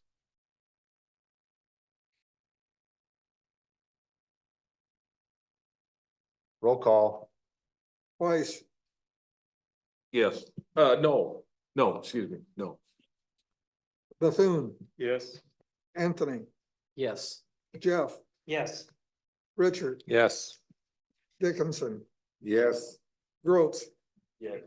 Houdersheldt, Yes. Kuehner, No. Miller, Yes.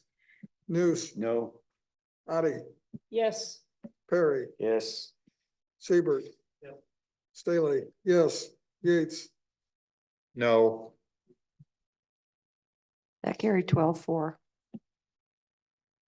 Recharge Lake Water Quality Improvement Study. The Flatwater Group has finalized their Recharge Lake Water Quality Improvement Study.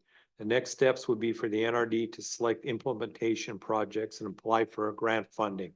Motion that the Upper Big Blue NRD approve payment of $3,500 to the Flatwater Group for work completed on the Recharge Lake Water Quality Improvement Study. Motion carried 9 yes, 0 no, and I so move. Second. Questions on this? Roll call. Bethune, Yes. Anthony, Yes. Jeff, Yes. Richard. Yes. Dickinson, Yes.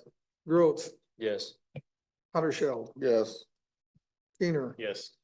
Miller, Yes. Nuss, Yes. Otte, Yes. Perry, Yes. Siebert, Yes.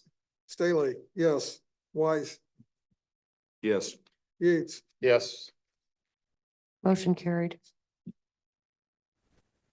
Hazard mitigation plan update and payment request. The Consulting Group submitted an invoice in the amount of $7,059.10 for work performed from April 13th to May 17th.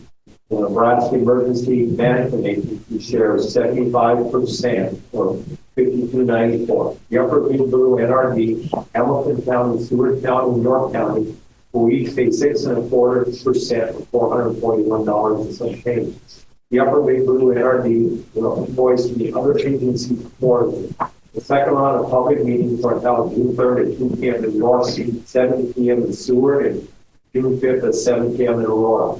Motion that the Upper Big Blue NRD approve payment of $7,059.10. The JDO Consulting Group, the work completed on the Upper Big Blue NRD multi-jurisdictional hazard mitigation plan update from April 13th. May 17th. Motion carried, 9 yes, 0 no, and I support. Second. Questions on this? Comments? Roll call. Anthony, Yes. Jeff, Yes. Richard, Yes. Dickinson, Yes. Grotz, Yes. Houdersheldt, Yes. Kuehner, Miller, Yes. Nuss, Yes. Otte, Yes. Perry, Yes. Siebert, Yes. Stahly, yes. Weiss, Yes. Bethune, Yes. Yates, Yes. Motion carried. Smith Creek Recreational Area Update and Payment Request. Dosto Construction is on site and has started the installation of both the picnic shelter and the playground. Broken Arrow Excavating completed the removal of the old picnic shelter at a cost of $3,250, which was paid with the purchase order. Picnic Furniture delivered the picnic tables to the NRD office. NRD paid 50% of the invoice, which is $8,491.98 during a special sale to receive free shipping on the tables.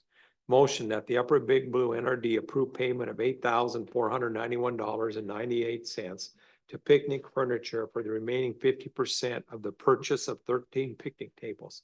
7 of the tables will be installed at Oxbow Trails, and 6 of the tables will be installed at Smith Creek. Motion carried, 9 yes, 0 no. I so move.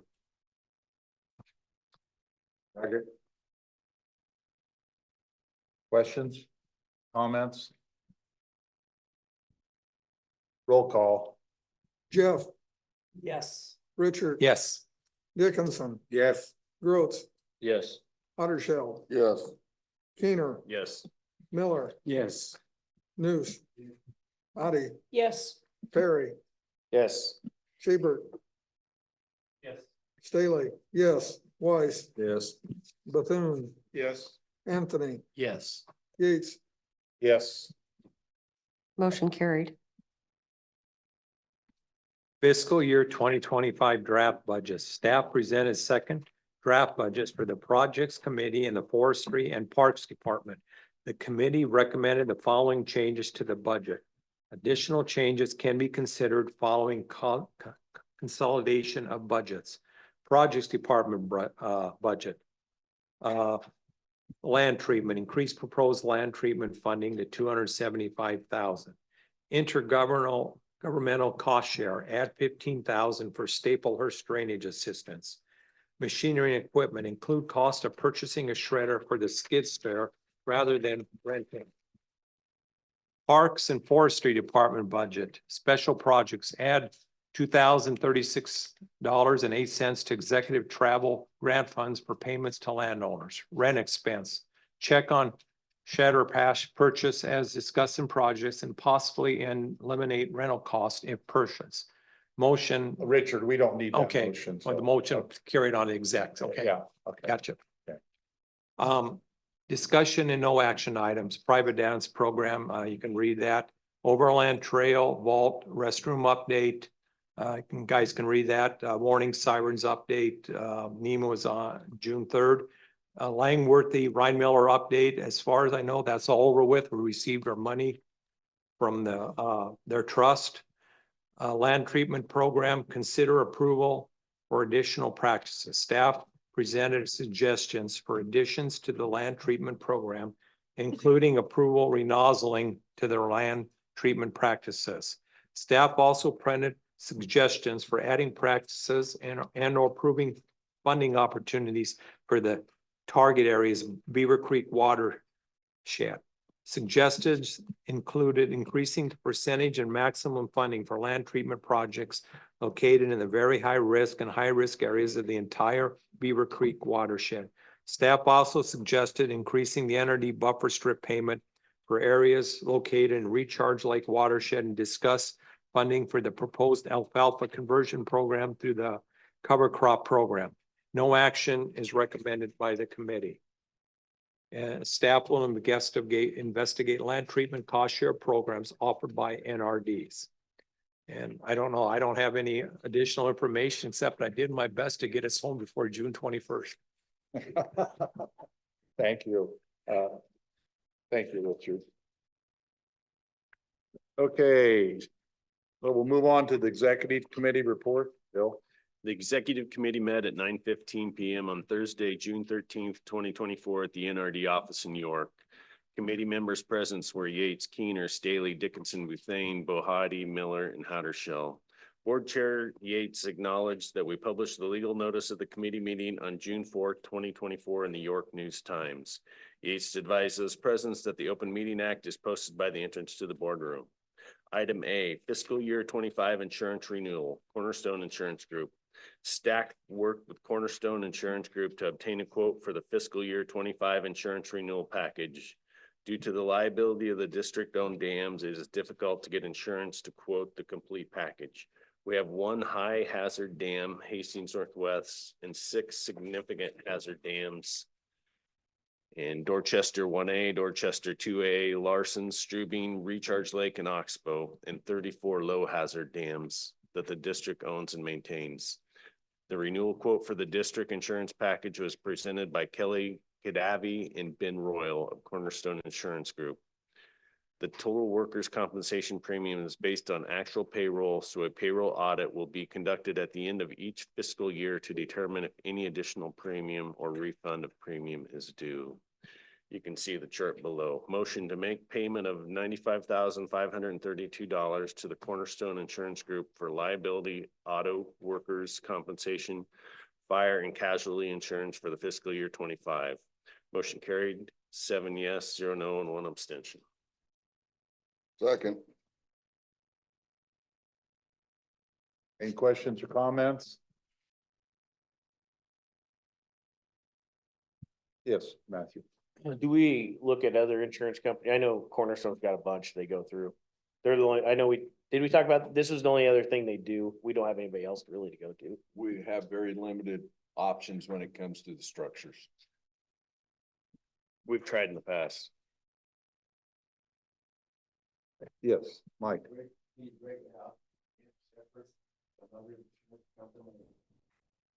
There's no other insurance coverage for the dams. The NRDs in Nebraska are really struggling of trying to find another option for liability on the dams.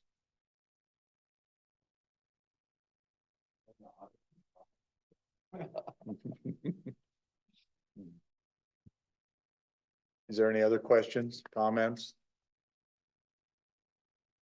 Roll call. Richard, Yes. Dickinson, Yes. Grotz, Yes.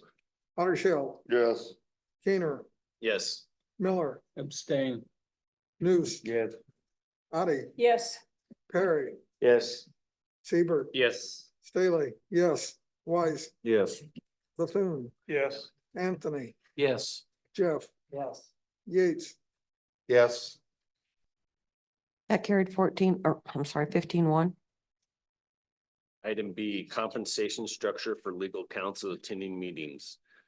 Discussion options for council appearing at board or committee meetings was one, an hourly fee from the time legal counsel is instructed to be at the meeting until they return home plus mileage. Option two is a $700 flat fee plus mileage.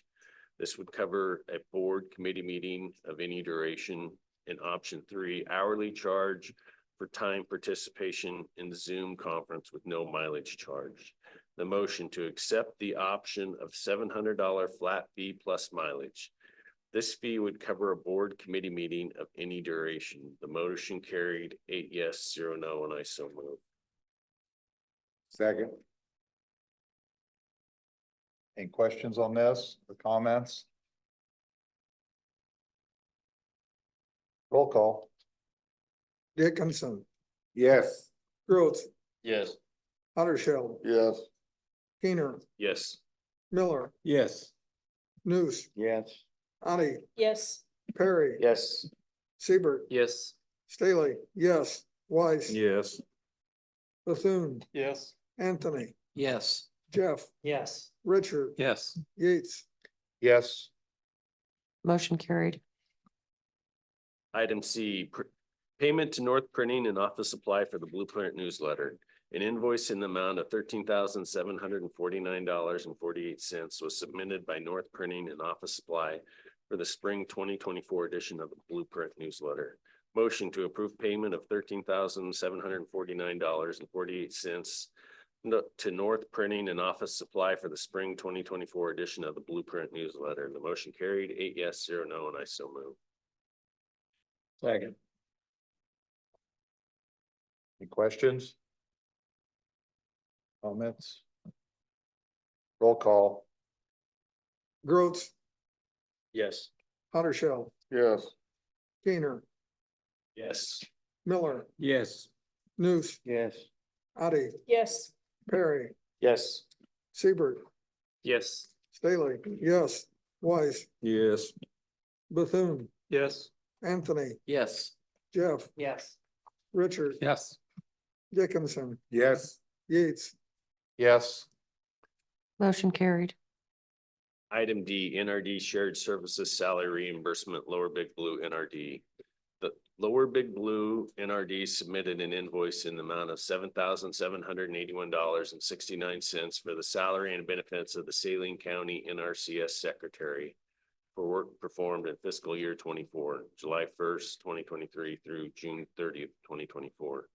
Motion to approve payment of $7,781.69 to the Lower Big Blue NRD for the Saline County's NRCS Secretary's fiscal year 2024 salary and benefits. The motion carried 8 yes, 0 no, and I so move.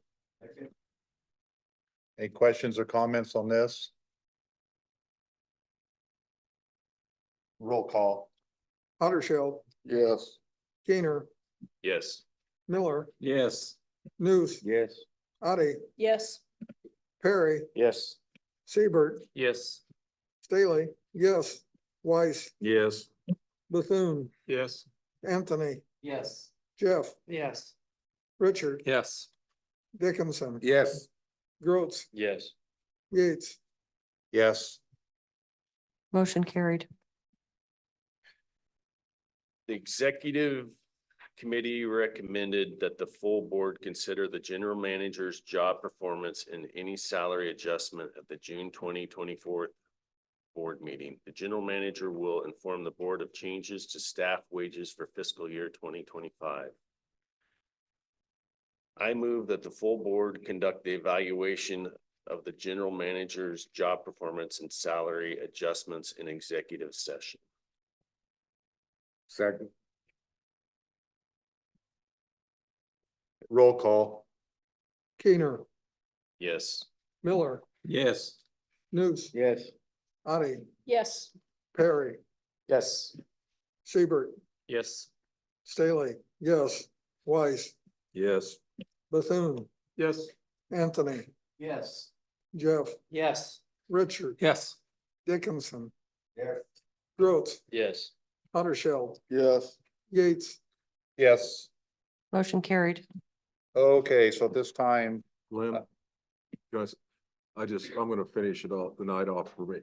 I think before we go in, we give those people a great round of applause because they have pointed out all the problems that we're gonna have with high water users. So I think they're been fantastic. Okay. Now, thank you for coming. We still need to vote, not to go to closed session and to me to state the reason, I mean, and, well. Well, and for the time, valuation say of about the, What time you're going in and such and such. well, Normally what we say, we're gonna go to closed session, we say what the time is. oh, And then I usually put in like to prevent needless injury and protect the reputation of general manager, while conducting an evaluation of the staff performance. Make sure. okay. But we do need to have time, it has to be. Okay. So Oh. whichever, however you want to do that, the time has to be in there. Okay, a motion to come out of executive session. So moved.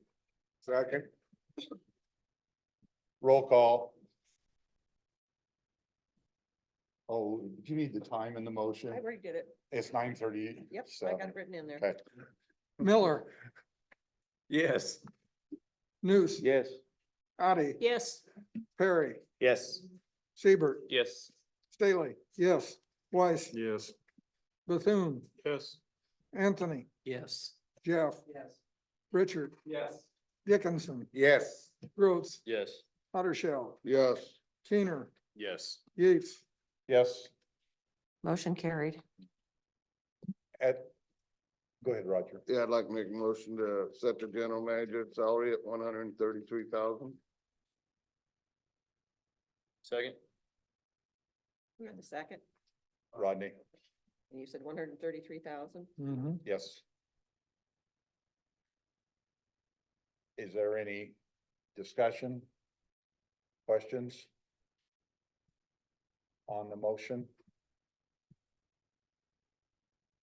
To set the manager salary at 133,000. Since we don't have it wrote down, I'll already repeat it, so. Roll call. Nuss, Yes. Otte, Yes. Perry, Yes. Siebert, Yes. Stahly, yes, Weiss, Yes. Bethune, Yes. Anthony, Yes. Jeff, Yes. Richard. Yes. Dickinson. Yes. Grotz, Yes. Houdersheldt, Yes. Kuehner, Yes. Miller, Yes. Yates. Yes. Motion carried.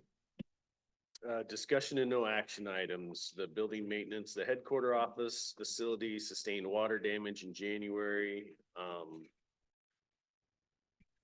We are gonna have to determine what we're gonna do with that. There's a change to the Board of Conflict of Interest. This is important to all the board members. The committee was provided with a copy of the memo from legal outline changing as a conflict of interest procedure to be followed by the NRD boards. Also included was a draft conflict of interest form created by the district, which is conflict specific. Whenever a conflict of interest exists, the form must be completed and filled out with the secretary of the board.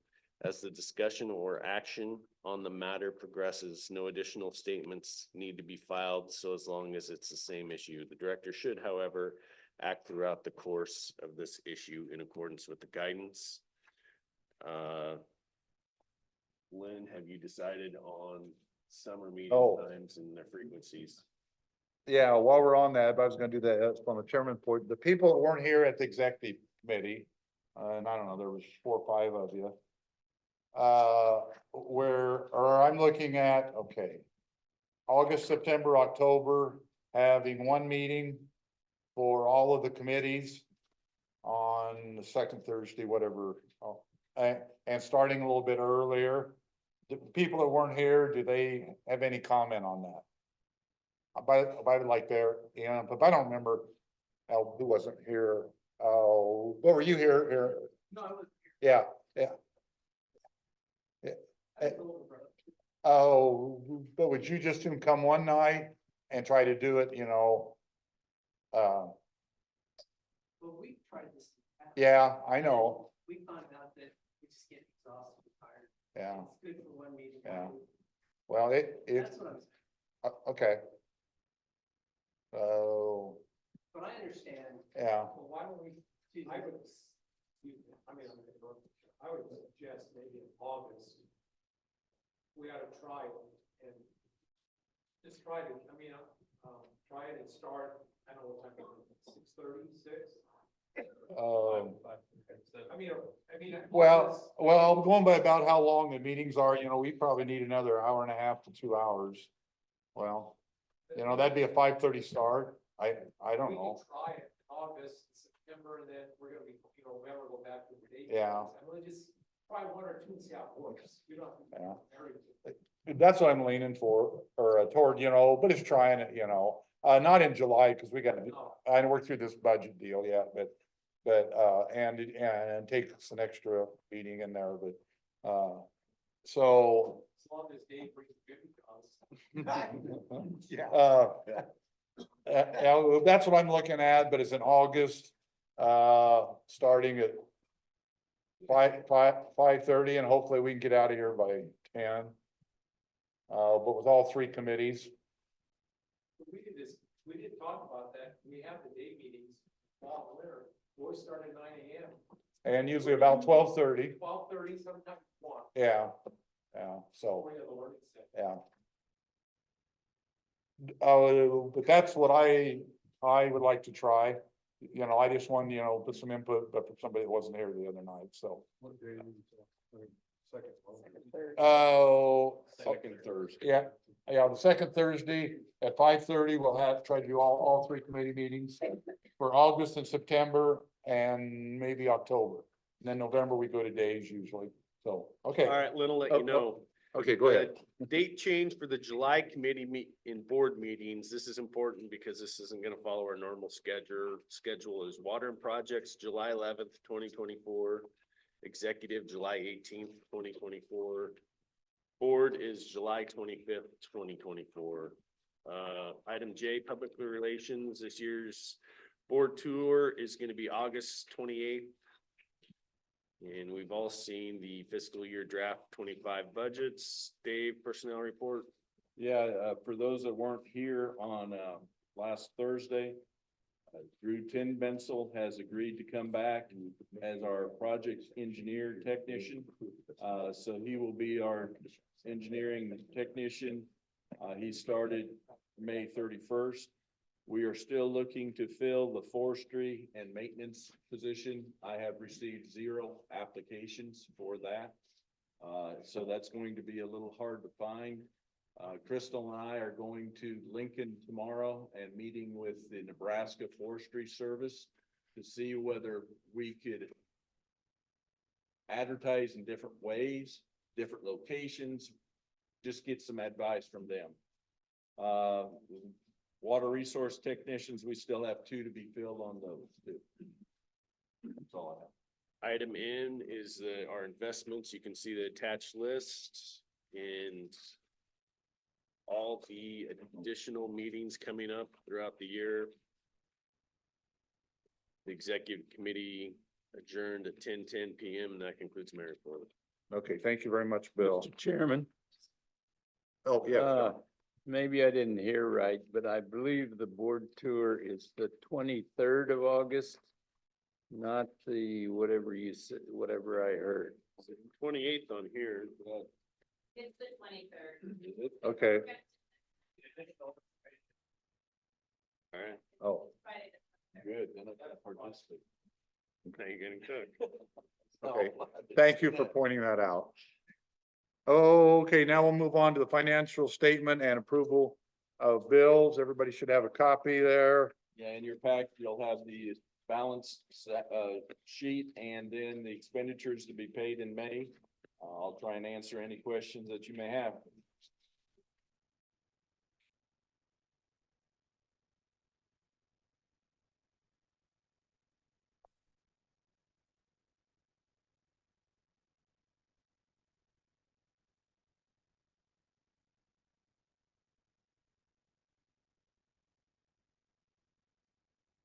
$450.01.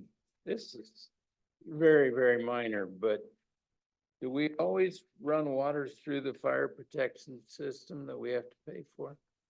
That's just a base fee. It's been on there for some time. They were supposed to actually start charging us for when we first moved into the building. and they didn't do it, and then they caught it later on that they were supposed to be billing them for, so we have to pay for too long, you know, yeah. It's, So it's a meter charge. yes.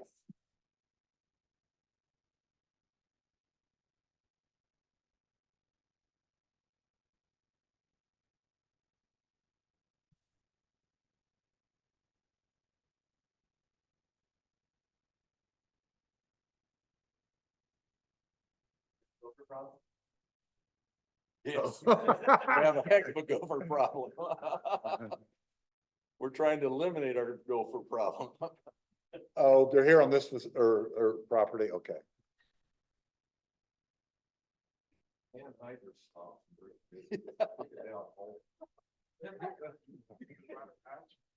No, they'll just come up like this.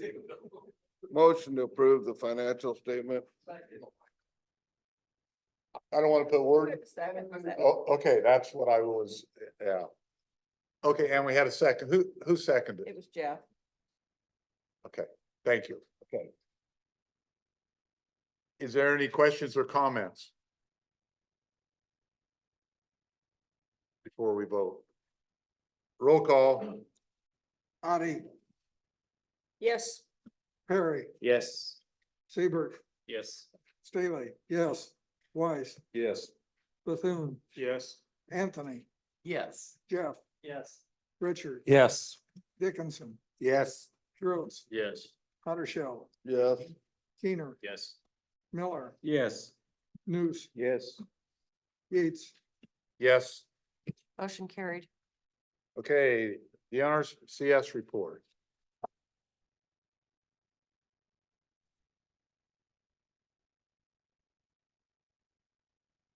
Hello, everyone. Nicole Strand. I'm the resource conservationist in Osceola for NRCS. I think Josh will be back next month, just so you know. I think, I'm not totally sure. Yeah, I know. I know. I'm so sorry.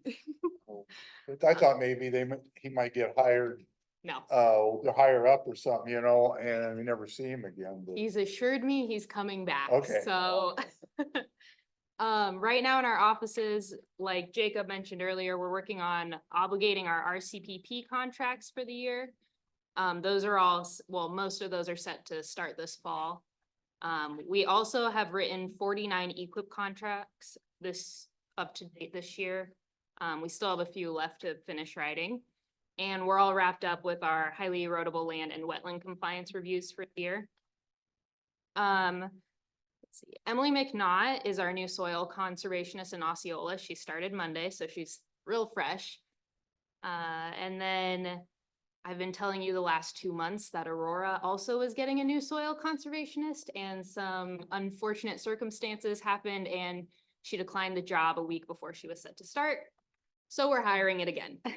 So Seward and Aurora soil con spots are both open until June 25th. So if you know anyone, tell them to apply, please.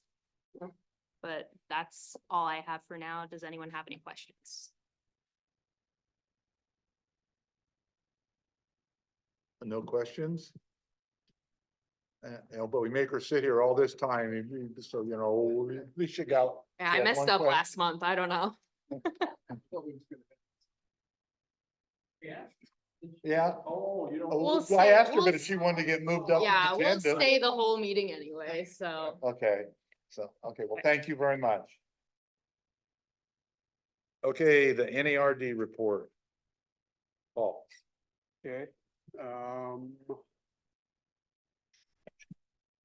So we finally passed a resolution for the increase in contributions to the retirement funds. The entire NARD board approved to send the resolutions to individual NRDs to be approved. So next month, yeah, we'll bring that to our board to discuss and approve or not approve. Once again, this has to be unanimous, so. Oh, but can you say what that is, or tell us what it? Raising employee contribution from 5.5% to 6.5%. And then the NRD will raise from 6% to 7%. Okay. As we discussed, the budgets were approved, so dues for the next two budget sessions will only go up 2%. Insurance is in very good condition, so no increases in insurance costs to NRDs or employees. Legislative, so you probably heard governor wants to call a special session. As of our meeting a week ago, he didn't have the votes to pass anything. So whether it happens or not, still up in the air.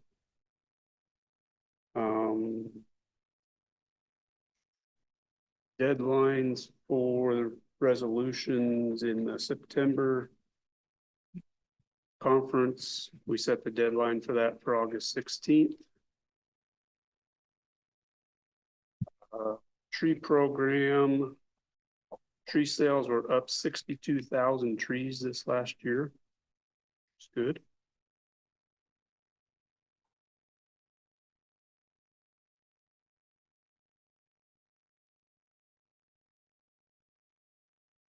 That's about all I have report on that. On the tour, so it was the Republican Basin tour. We got to tour N-Corp, which I didn't realize it was that big ever, but that's massive. Then one of the other main things was we visited Black Shirt Feeders. It's a new feedlot right on the Nebraska-Colorado border. The feedlot itself will have 150,000 head of cattle on it. The feedlot is 650 acres. It's all concrete. They have anaerobic digester system, their own feed mixer system. It's massive. They're in the process of building. I'm bit of concrete, you know, in which I know they don't get a lot of rain out there, but I mean, they gotta be able to handle well, rain and everything. It's so. not a conventional concrete. It actually is a crush and run concrete compact. Oh, yeah, it's only got what, I think they said 5% moisture. Yeah. Oh, okay. So they go in, they dump it, it gets packed down, and within 24 hours they can drive anything over it. It dries that fast. So very interesting. That's all I got, unless somebody has questions. Okay. Does anybody have any questions for Paul? No, this Paul. Okay. Okay, the chairman's report, but we went over some of this. I was going to talk about the CO2 pipeline, conflict of interest. I was going to mention that. In York County, they had the hearing or a meeting on the solar. Did anybody go to that? Okay. Okay, yeah, but we're gonna move all the committee meetings in one night, or yeah, one evening. And the other thing I was gonna ask, is there anybody really irrigating in the district yet? You know, have you seen any wells running?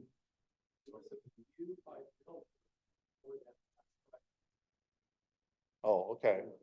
There's an area south of the interstate, Okay. Yeah.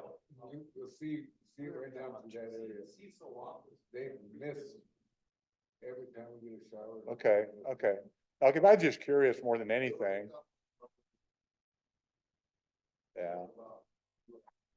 Okay, yeah. Okay. Okay.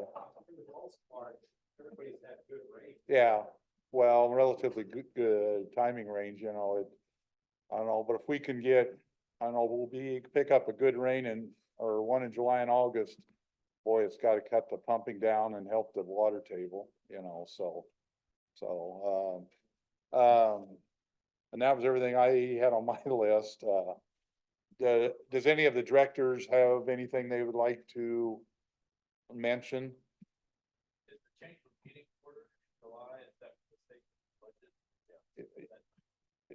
By the time we get the year-end figures, we need at least a little bit of time to get it into the consolidated and get it done.